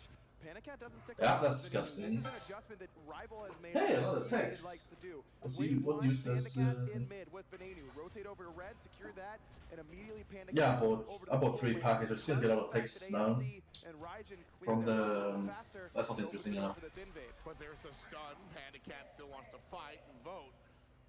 Bites off more than he can chew, loses more HP, then he deals out. United strip the left side and the right side jungle. Zanenu gonna try and secure his jungler. Is that picture of a baguette I took? Able to do so. Ice maybe gonna grab it, but look at the rotation in. Scream Benji looking to track. Smells like a fucking baguette in here. That speed is huge. That makes it that much harder for Ven to track him down. Venenu giving up a wave here to make sure that Ice Baby can't pick up backs. Exactly. I think he also thought. You know, the best way to determine the taste of a baguette is this sound by crunching it if it's crunchy, you know. Trying to find a way out. He's gonna back here. Scream comes around. Backside. Ice Baby playing with fire. Won't have time to back. Has to cancel it. Looking for the zigzag. That's. It's 2 minutes in. All right. right, ambush still on the run. Ice Baby's just taking Ice Ice Baby's Scream on a goose chase right now, but the problem is Ice is going to be a trying lower to spell level, N still on looking for the the way out, internet. doesn't have that blink. Venenu coming around the corner, misses the ride. Oh, going back to the same place. Venenu and Scream. Non-duplicated space. And finally get the first blood. Cut the Benny Hill music, the chase is over. Venenu getting first blood there, I love it, because Wolfie, we saw how much pressure he was able to use in game one, whenever he That's the thing, like, you have blink and 2 daggers to get, but then you still die sometimes like that. Don't call me bad, Chad. It just happens. Wolfie's already level 5. He was able to just continually sit mid. Back camps didn't go down for E United for a while, so even though Ice Baby falls, he did waste E United's time. Problem is, he wasn't getting any farm during that time either. He's level 2, now hitting level 3. That's the next time I meet French friends in the room, I'm gonna say it smells like a fucking baguette in here. Scream has brought more wins to his team by way of Nemesis. Yeah, he knows what to do. He's just farming like that. Showing a little bit more prowess, I think. Now with Benji gonna proxy the wave between tier 1 and tier 2, this opens E United's options up to try and play aggressive on this right-hand side. Nothing for them to take quite yet, but if they're able to proxy the next wave on top of that, that speed buff is going to be up very soon. That blue buff up very soon. And E United know about it. Mid lane Venenu on this Raijin. Going to bring out the ultimate to avoid what he thought was the Cobra's kiss. Going to translate that into damage on Wolfie. Scream and Benji underneath the tower. Venenu again gets the kill. Ice has to be careful. Remember, no beads for him. That's why Scream tried to go on top of him with Venenu's ultimate. That was trying to taunt in the Nemesis, or excuse me, the Circuit to set up for the Nemesis, but it ends up working out anyways. Wolfie on the semi-immobile mage, not quite able to get away. Love the aggressiveness, and that's all opened up by that proxy farm. But tier 1 and tier 2 towers on the right-hand side, it just gives you so much time before that next wave hits to do whatever you want. Benji gets all the way to mid. I kind of want to watch the finals, actually. Doesn't really lose a lot for it. You know, it's like a game of Go, and I specifically say Go and not chess, because chess is about strategy versus strategy and sort of figuring out which established strategy will sort of work. Here's another random meme. Go is a game of adaptation, and that's exactly what we're seeing here. It's just incredible, isn't it? I don't know who she was. I've seen a movie with her when she looks like that, 2022. It's very hard, I think, for these two teams But, to win back-to-back games, because each of them are fantastic at identifying where they went wrong, identifying where Alright, the team went let's right. take a break again. Let's go for brain rot. You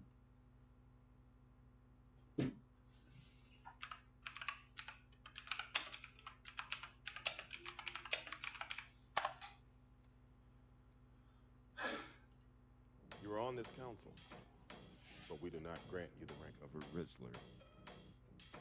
What? How can you do this? This is outrageous. It's unfair. How can you be on the council and not be a Rizzler? Start mewing, young Skywalker.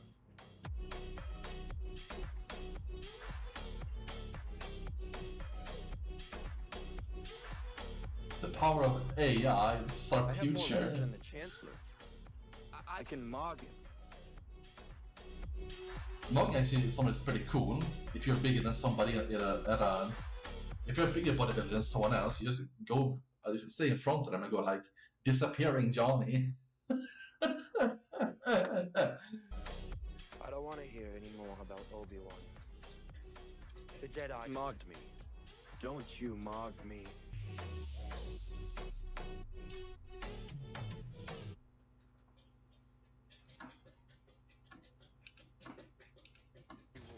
Oh my god, what the fuck is this game? If you do this simple trick, your face will look so much better. So how do you do this? But before I tell you, if you have a face, like and subscribe. So you may have seen viral videos of people quickly changing their jawline in just seconds, and they instantly look more attractive. This technique is called mewing, and it is easy to learn. So how do you do it? First, lift your head, touch your front teeth with your tongue, and then press your tongue into the top of your mouth. If you do this simple trick, your face will look so much better. So how do you do this? But before I tell you, if you have a face, like and subscribe. Exactly what we're seeing here, where the team won game one, and the second team adjusts and adapts and makes sure to fix it. it's very hard, I think, for Brain these rot teams to win. is getting permanent. Because each of them are fantastic at identifying where they went wrong, identifying where the other team went right, and fixing both. And I think that both teams have a multitude of different strategies. It's not that you have to adjust the same strategy. It's not a truth about personality types. The introverted nerds are much likelier to be long and tall and sleek, no muscle, and have no chin. For an extrovert thinker like me, you can still be a bodybuilder, you know? Pull this out on this world stage. Rival, the same thing. Different sort of composition, much more pick-oriented. Scream coming here for Deathwalker, finds the ultimate. Sprint is good to negate the slow. Hasn't used the jump, waits to his tower line. Very important play coming out from DW. Having that ghostly form as well means that Scream can't really body block him very effectively. Big usage of that passive again. Deathwalker just sometimes it's management right there. A little bit more lucky that he's in that exact form. That's just management of that passive, man. It's so important for Osiris. Benji will be able to secure his blue buff. In early game, United has had control so far. Just shy of 1,000 gold is the lead. Kala's hiding around the corner while his mid laner takes down those mid harpies. Gremlin's likely to go to Team Rival, but they want to fight over him. Wolfie's going to be off the mark. Vinay dashes and taunts on in. Not enough damage to take out the players. Still gets his money's worth with that ultimate, poking down Kalas and Ice Ice Baby. No kills, though. Just trying to deter any potential aggression onto Scream there. Once Scream's beats are down, Ice Ice Baby likely going to be looking for the last breath. So Venu kind of cuts him off at the pass, goes up to the Tycho drums, and he says, get ready for a lot of damage if you're going to be going onto my jungler. And that's enough to deter Ice Ice Baby. You gotta think like this, Shad. If I'm gonna pick it in the scene, right, I'm gonna be defensive. I pick as defensive as possible. Pick a Rama, pick Hui Jin. One more time now, doesn't have the ultimate available just yet, but doesn't seem like it needs it. But with help from the horrific emblem, but Deathwalker's ultimate comes up just in time. When Scream turned into that lane, DW was counting down the seconds. Perfect timing, but I love the idea there. I have a video, I have a good example. Just standard Rama stuff in ranked, you know. We are an entire team chasing a Rama, and he ages us and he rolls away and then he ults. And then he rolls away backwards. No one was covering him going back further into the lane, you know. He has 40 seconds to kill him, 5 against 1.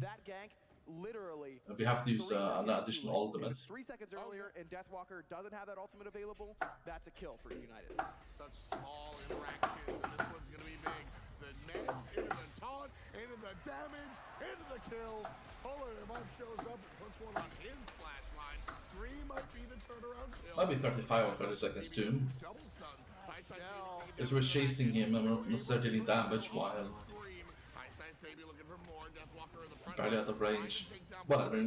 But Vote misses the axe. But Panicat doesn't miss the stinger. Good aim from Vote. Keeps him alive and gets him outside of range of Benji's ultimate. Great bait there by PBM, juking around, using that extra movement speed from the Amaterasu 1, making sure that he can make use of those tank boots that he picked up to try and stay in the fights a little bit longer, and just baiting until Panicat can get there. Doesn't end up in a kill for United, but just barely missing the mark. And that's something that Polar Bear Mike has always had. Right now he'll be taunted and zigzagged on. Deathwalker gets the last hit.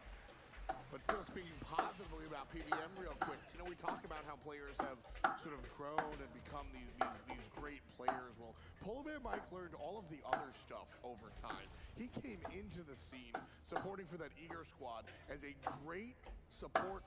He had great instincts, he had great mechanics. What grew over time was his ability to be a player, a person, and a leader.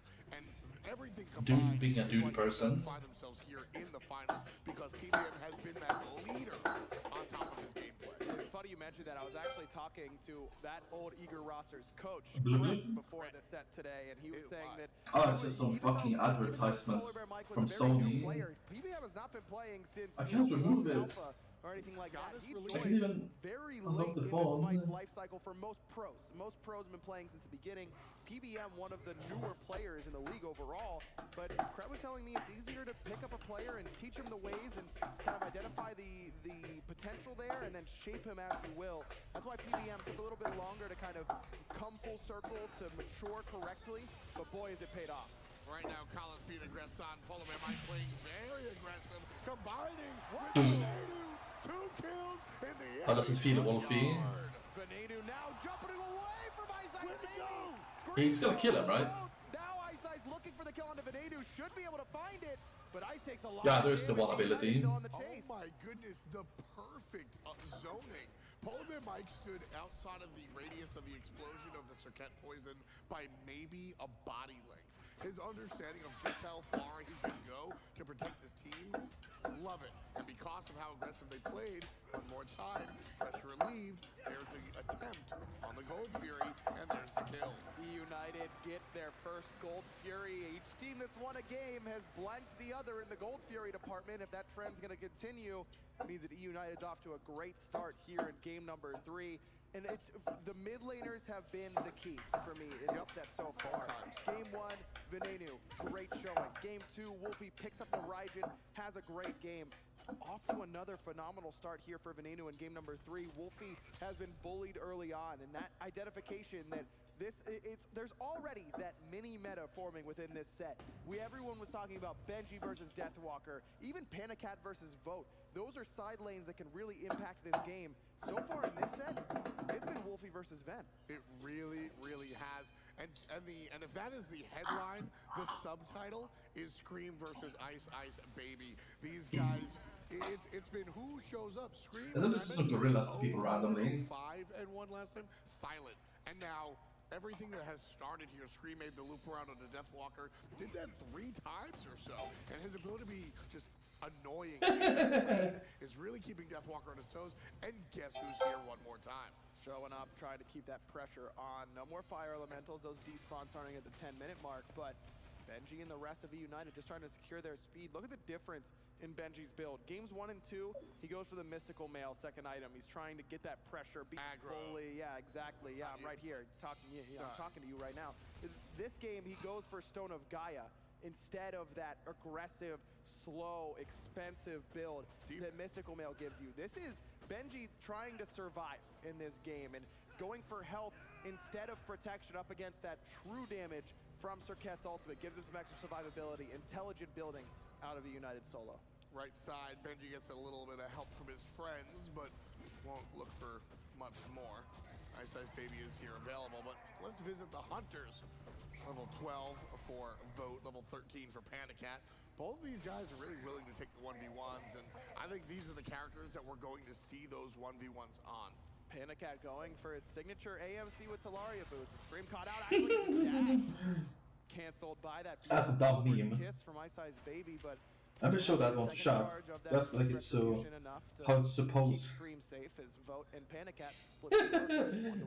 That's the whole point of these Talaria boots. Vote looking for the stun, not gonna quite find it, but Panicat gonna find that stinger. Vote using that last minion with the body blocks, but Ice Ice Baby's here. He couldn't find the basics, so Vote's able to jump away, but he does have a support, and he'll get stunned on the front side. Backside is Ice Ice Baby helping out. Panicat there. Scream around the back end, and Ice Ice Baby's on the run, but Scream picks up the pieces. That Winged Blade second item critical to save Ice Ice Baby's life. There's an upload. This is a file to Google try that works as well.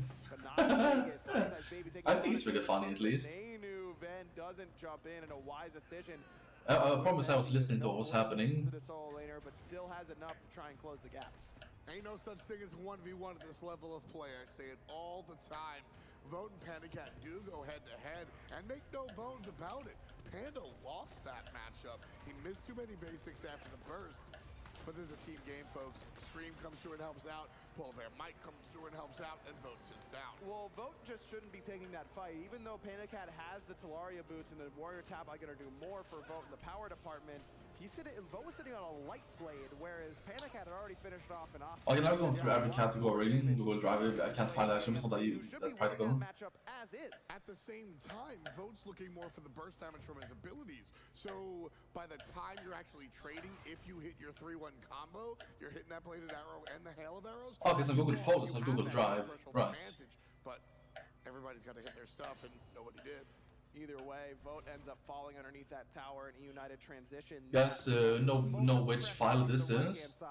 And pick up the portal demon. Objective these two teams. Each time each team got a lead, they focus on objectives. More of the same here in Game 3. United already taken a gold here and a portal demon. This next goal that's about to start in 30 seconds is absolutely critical. Rival cannot afford to give up a gold fury in this situation. A 5,000 gold lead. Oh, it's a fight now? This is Dash knocked out. That's why he'll ult. A fight though. Right now for United is Do you watch One Piece today? Wanna play Uniscape? Find themselves up 7,000-8,000 gold by way of Gold Fury. Rival are gonna have a much harder time. How do I even have things planned like 12 hours every day as a streamer? It's pretty impressive. This is how I want to be, as productive as I want to be, you know? Although auxiliary. They take out the one man who's going to be able to burn that Gold Fury the quickest, Panda Cat, right before it spawns. Now Rival not only stops the potential for United to get a Gold Fury, but may have opened the door for one themselves. And that is why we didn't see AMC pick for years, is because if you collapse on him, he just dies. There's no jump, there's no escape. Gold Fury down to almost half HP. PBM no ult, but it's halfway there. Rival gonna decide to leash this momentarily, most likely, but Venenu gets his dash canceled out. Scream already used the ultimate. Ven looking for the damage on Ice Ice Baby. Will find it, but both getting low. And there's gonna be the ultimate out of the mid lane mage. Brings out the Quince. No damage. Going forward, still not enough from Venenu. Everybody relatively safe on the side of the United. Rival will back to base. If United had a ward there, they would absolutely crush the Gold Fury. But with Rival at vision on the objective and United lacking it, they don't know that everybody returned to base. Well, Panic Cat not being there also a big reason why United can't really do that objective. United don't get anything out of their multitude of ultimates on that Gold Fury, but they got what they came for, and that's preventing a Gold Fury secured by Rival. Now that Panda Cat's back, look where United is. Ice Ice Baby is lurking, so is Kalis, so is Wolfie, so is Vote. Everybody but Deathwalker, and guess who's making the rotation? Deathwalker's in the mid lane. Look for Vote, he's got no relics. United's gonna be hunting him. Right now, 25%. Here comes the blink in. Ice Ice Baby on top. And the leash is good. One more time, pulled. Looking for the fight. It's not working. Looking for Polar Bear Mike. There's the ultimate right down Broadway. There's Panic Cat dealing the business. Kalis goes down to the hand of the hunter. Deathwalker has to ult up and over the wall. No tier 1 tower in mid. Not a lot of safety there. It's right back to the Gold Fury. United goes. No ult for Wolfie. That's going to be a Gold Fury all the way for United. Looking for the fight after the fact. Venenu burns his ultimate on the players. Right down the hallway. Somebody's going to protect, and it's going to be Deathwalker falling down with no protection. United just playing this objective beautifully, even though they... Or if I search for the meme on the internet. That engagement, even though they use a lot of ultimates to try and get Team Rival off, they bait the Gold Fury in, they force Ice Ice Baby's blink. I don't think they had a lot of reason to try and go for that Gold Fury there because they were waiting on 10, 12 seconds until their ults were ready. As soon as they were, immediately back to the Gold Fury. Relics were down for Vote. He can't be an impact in that fight. Wolfie had to be...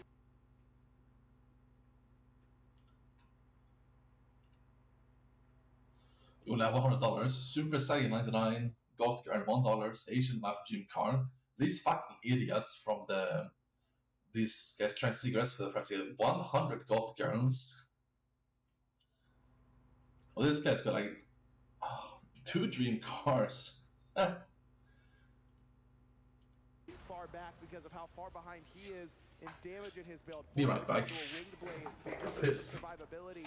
This United roster is just managing their cooldowns beautifully and understanding exactly what they need to do in order to pick up these objectives. There was a moment right before we saw the Gold Fury successfully taken down when Team Rival baited everybody into and they pulled everybody into that corridor right between purple and the safe spot, right?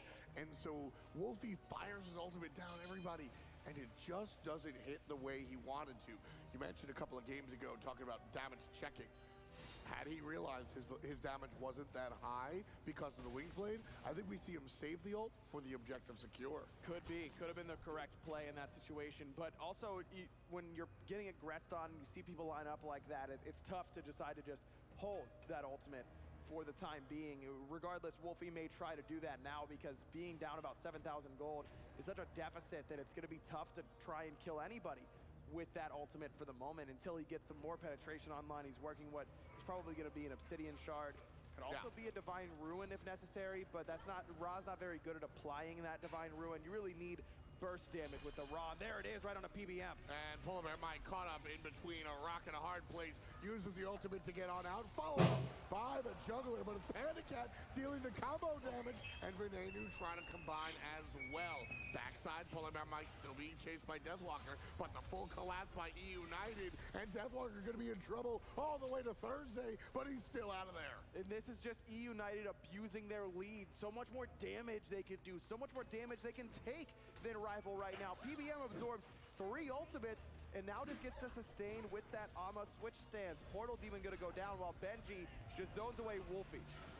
And Deathwalker, and Eyesight, and Vo, and Collis, just by himself. My man doesn't even need to hit his ults. It doesn't What matter. tomato? Now Fire Giant the call for E United. Wolfie's ultimate gonna be up soon, still working towards that Obsidian Shard, but Rival understand this is happening.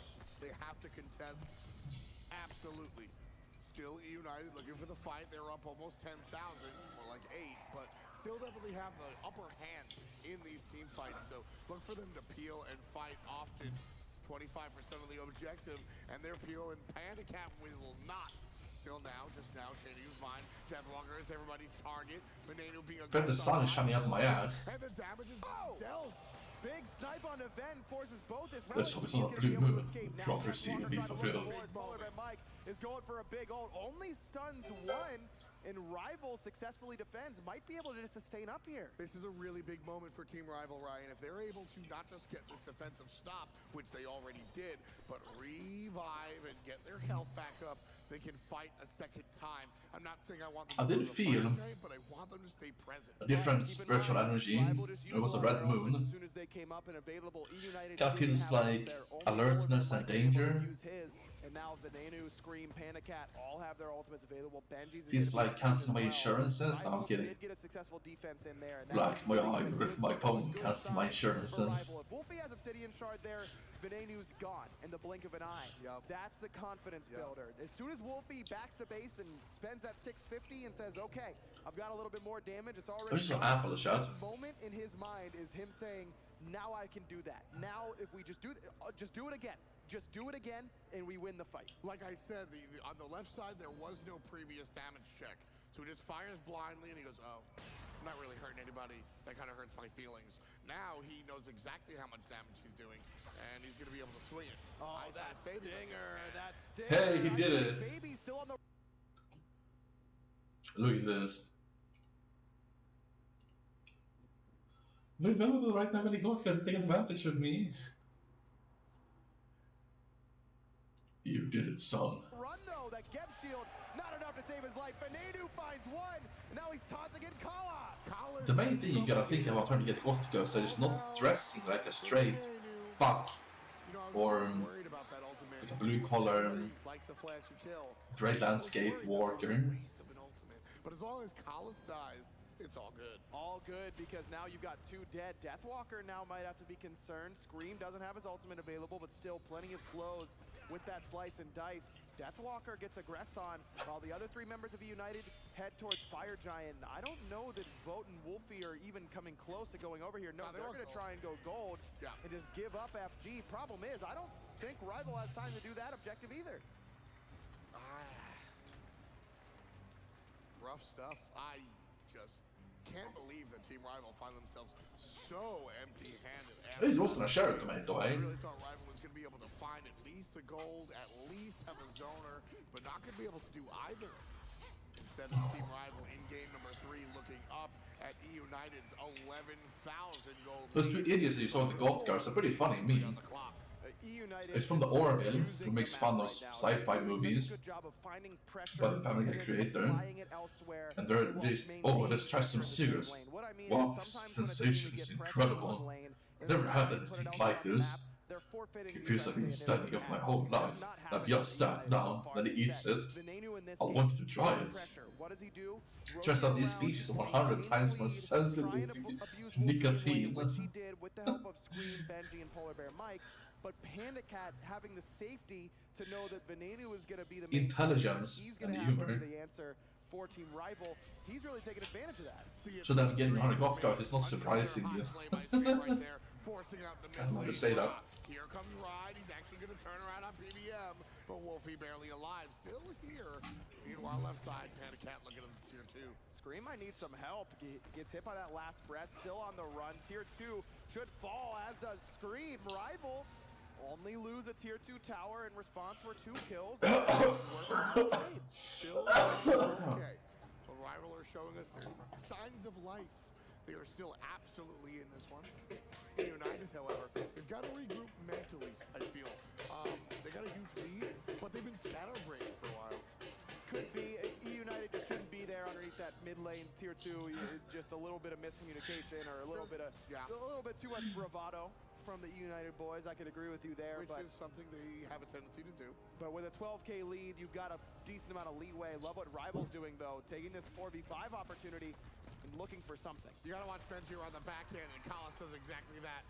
Tier 2 tower falls down. Benji activates the thorns, and people will walk away. Rival trying to run away. Deathwalker instead looking to give his life for the team. The team doesn't get that, though, and they re-engage. Still alive. Trouble. Still alive, though. Finally, Venenu's gonna find him. Kalas, it's a big cataclysm snipe. Not gonna do quite enough as Polar Bear Mike brings him down as well. Vote down very low. PBM continues the chase. And no. Vote is on the run. Still alive for the moment. Past the tier 2. We're not aiming for the truck. Polar Bear Mike takes down Vote. Wolfie's next. Venenu on top of that one. 4 players down. And United. It's somehow a little bit less hype than it should be. That's someone is at the door. I think I might have to end the stream here. The only one left alive. He's not going to be able to do a whole lot against 5 members. This is the composition that Rival needed to get ahead on. Game 1, they picked heavy early game, but even still, we've seen them team fight beautifully when they're on a team fighting style composition, even if it's supposed to be early game leaning. This composition is much better at finding those 2v2, 1v1, 3v3 picks. Cirquette, not great at these 5v5 team fights. The fact that Rival fell behind early, specifically in mid, where Wolfie needs to be sniping off of Ice Ice Baby's set. Alright, we couldn't finish this. That's it. Alright, goodbye, chat.